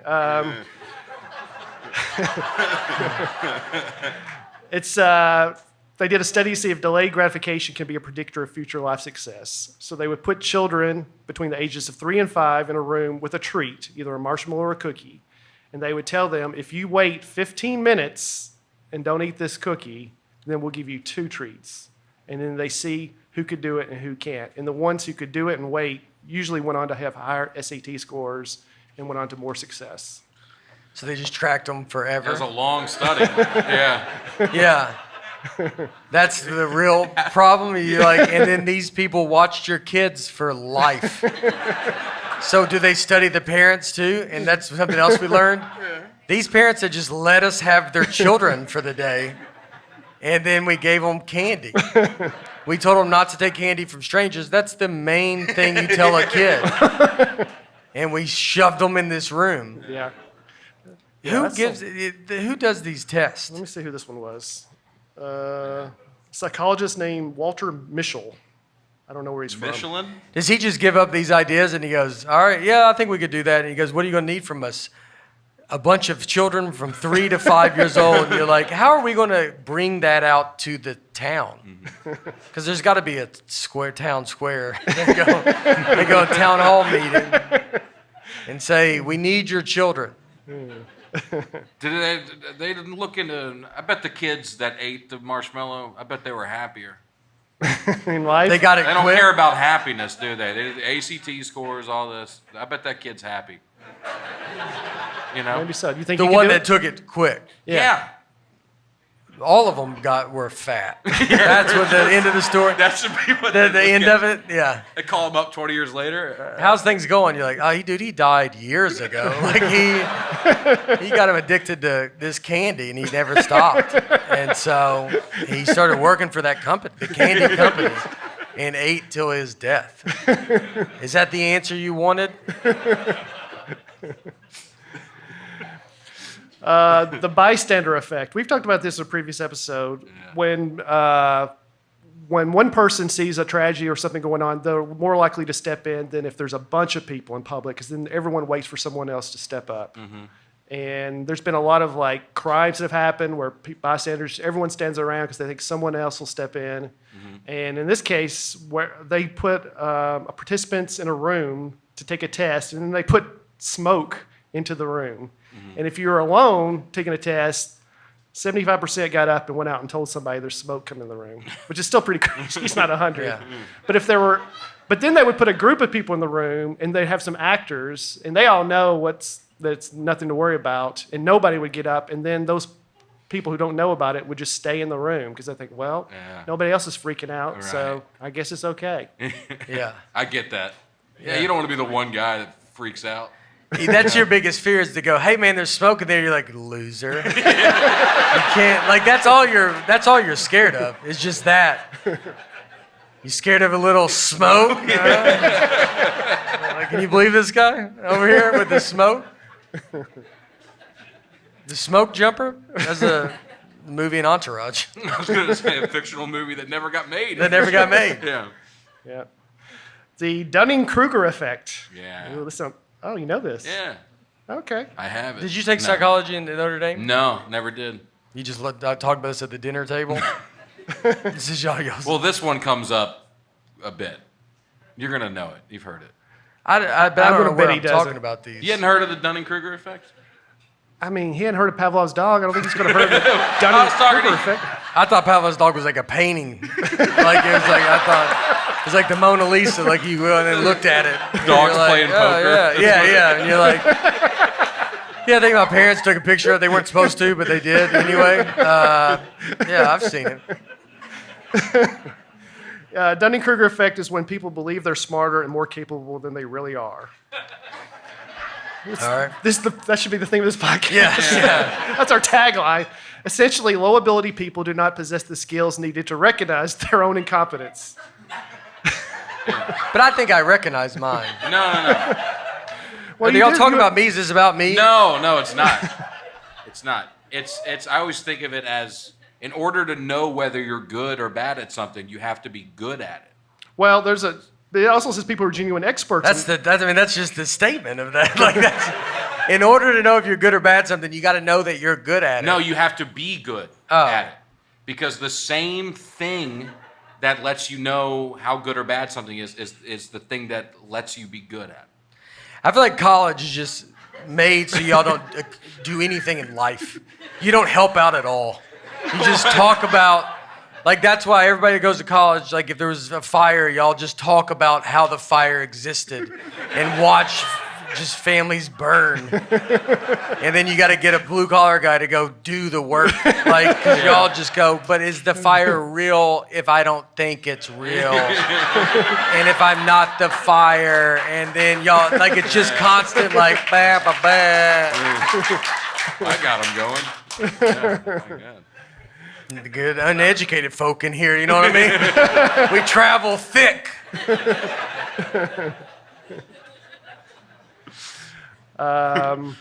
What is this? Is there more to it? Well, Or that I mean, was you it? put such a good button on it, I was going to move on. Oh. You got an applause break. I don't know what it... It also talks about people who are genuine experts in one area tend to believe they're also experts in other areas. So this is about, like, not a good person. It just means our own blindness to stuff. I know, But so it's not like a good person, but you get a name for it, and now he gets to walk around and be like, nah, I got the It's not a disease. domino. I don't know if it's. I got the Dunning-Kruger. I have Dunning-Kruger. Yeah. Stage 3. It's real bad. I mean, it sounds like not a fun person to be around. That's like, no, I know everything. You're like, Dunning-Kruger. Here we go again. When I worked at TV news, we interview people on the street. People always ask, why do you always interview the dumbest people? Right. That's because they're the ones that are willing to talk. Right. Smart people are just going to keep moving. I don't care to talk about whatever, but other people say, yeah, I'll talk. I got all day. And, you know, that's why, like, phishing emails, like the scam emails that you get, are deliberately over-the-top dumb sounding, so that the people that respond have a higher percentage of actually tricking them. Yeah. You know? Now, in fairness, half the things we've discussed, you've ended with saying, I could do that.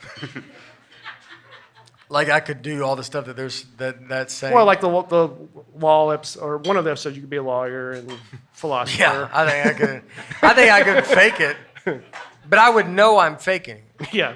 This person doesn't. They think they're real. Yeah. Yeah. So this is not a disease. No. This is a God. This It's is a someone. description of the phenomenon. That's a phenomenon.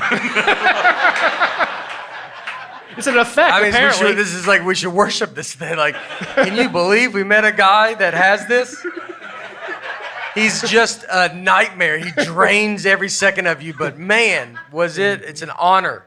It's a guy that walks in and just knows how to do everything. You're like, who knows how to fix this sink? He's like, I do. And he doesn't know how to do it. And you're like, it's just an honor to be in just around you. The fact that we need somebody knows CPR, I know it. And then he comes over and does that too. That's how they should find the guy. They just make all this stuff happen. He doesn't realize that, like, this is all happening. We talked to, me and Big J once talked to this guy.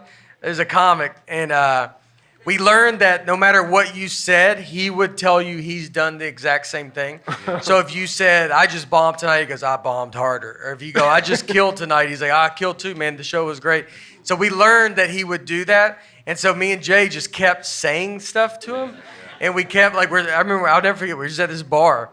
And we're like, just keep going, because he's just going to. So we just keep adding stuff. We're like, you know, I've driven a car once over 105 miles an hour. And he's like, mine was like 120. And so he just would top us. Yeah.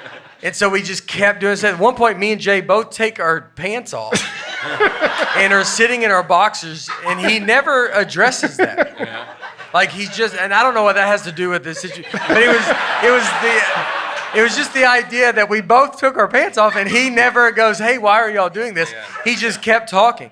And then we tell him, and then I start telling a story about how I killed a guy once, because I was like, you know, I don't want to talk. And he goes, all right, finish your story, and I got a story. Like, he had a story about killing a guy. I'm making up a story about killing a guy, and he's like, okay, no, go ahead, do yours, and I'll do mine now. Like, there was nothing that was ever stopping this guy, and we didn't have pants on. Why would I give this secret up? This is the time to come clean and tell you the time I killed a guy and I took my pants. Let me take my pants off first before I dive into it.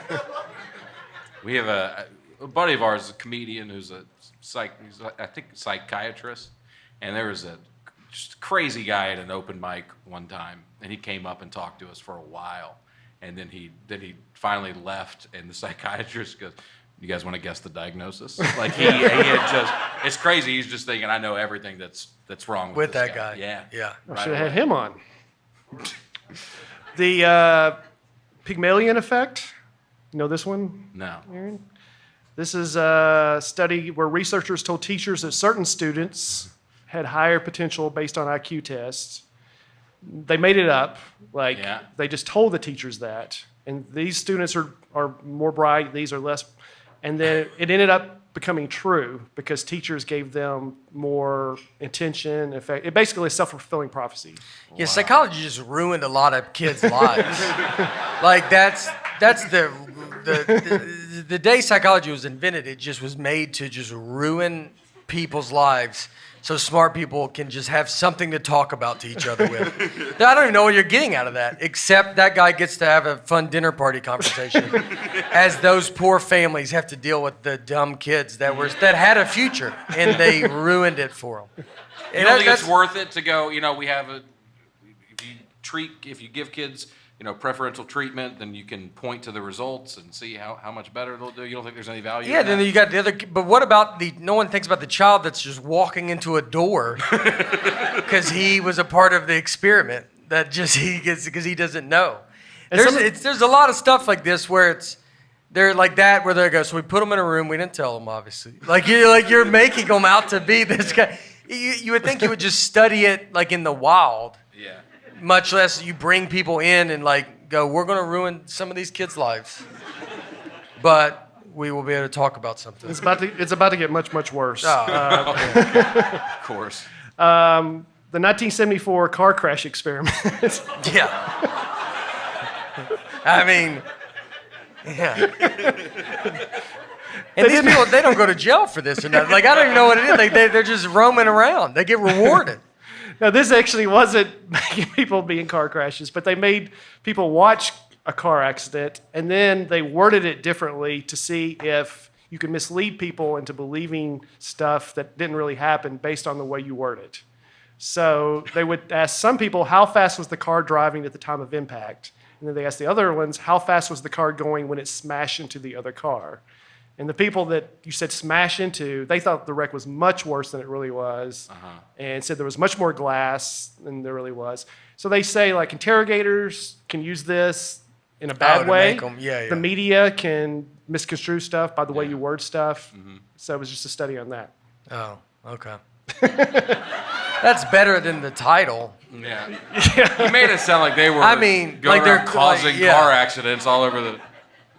Boom, just ramming into other cars, just being God, 1974 was a year, man. They was just going down the highway, just ramming people. I remember that year.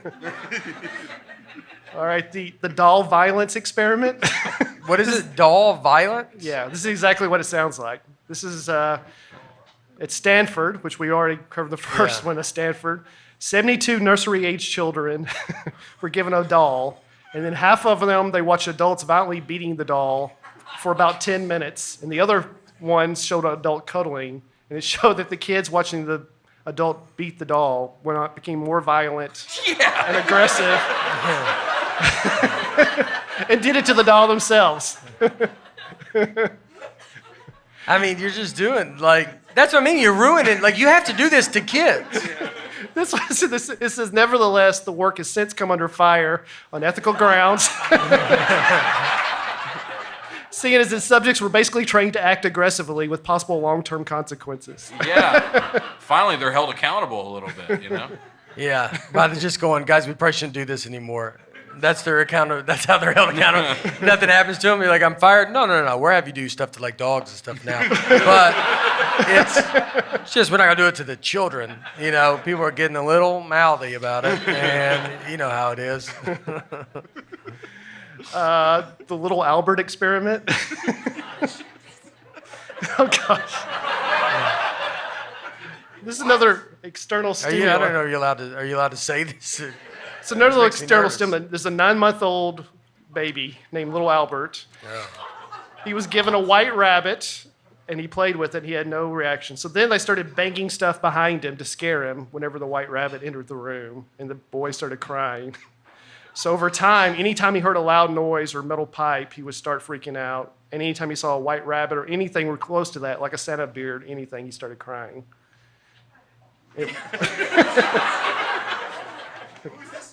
I was gonna say. It's for little Albert.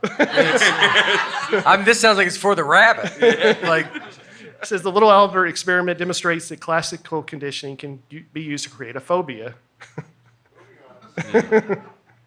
yeah, I don't. So it's like being like, this is how phobias start? Yeah. Often, like, if you have a phobia, like, I don't know why I'm scared of this or whatever, it could Yeah. be something from your childhood. So maybe you had a freak out thing on a ride. With when you were a kid. claustrophobia? Yeah. Well, but that happened when I was 40. That happened 2 years ago. But you don't have a good memory, so. Yeah, so it could have happened a long time ago. You were 38. And that's what they got out of that? Out of beating a pipe behind a 9-month-old? Things didn't work out well for Albert, but Did they say what happened to him? it didn't go well. Yeah. I mean, they weren't sure his exact identity. Are you little Albert? That's what we find out. That's what we're getting. The years all start adding up a little bit. Yeah. It all comes together. It all comes together. You're like, dude, that makes so much sense. If we said Brian was little Albert, how everybody I think would be like, yeah, dude. Oh, yeah. Oh, yeah. Yeah. That's how you get to be that.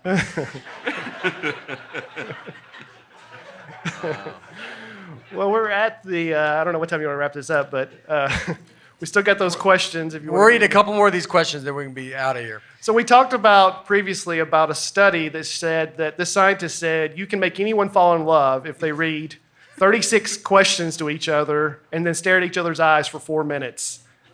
And apparently it works. Yeah. Nate is a little skeptic. You might be surprised. Just the nightmare of having to go through this. To me, would it be worth it? We'll read some that we haven't read.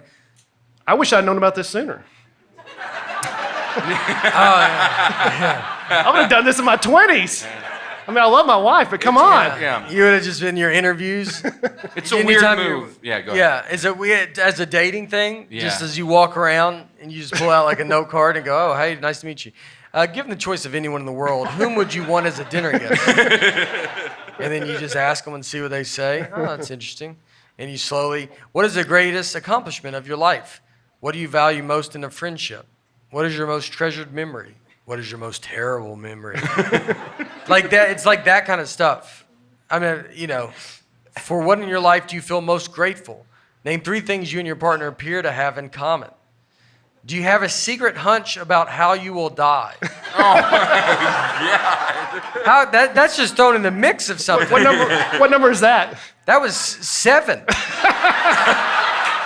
Got 30 more questions to go. That is, and she goes, are we almost done? You go, we're not even started.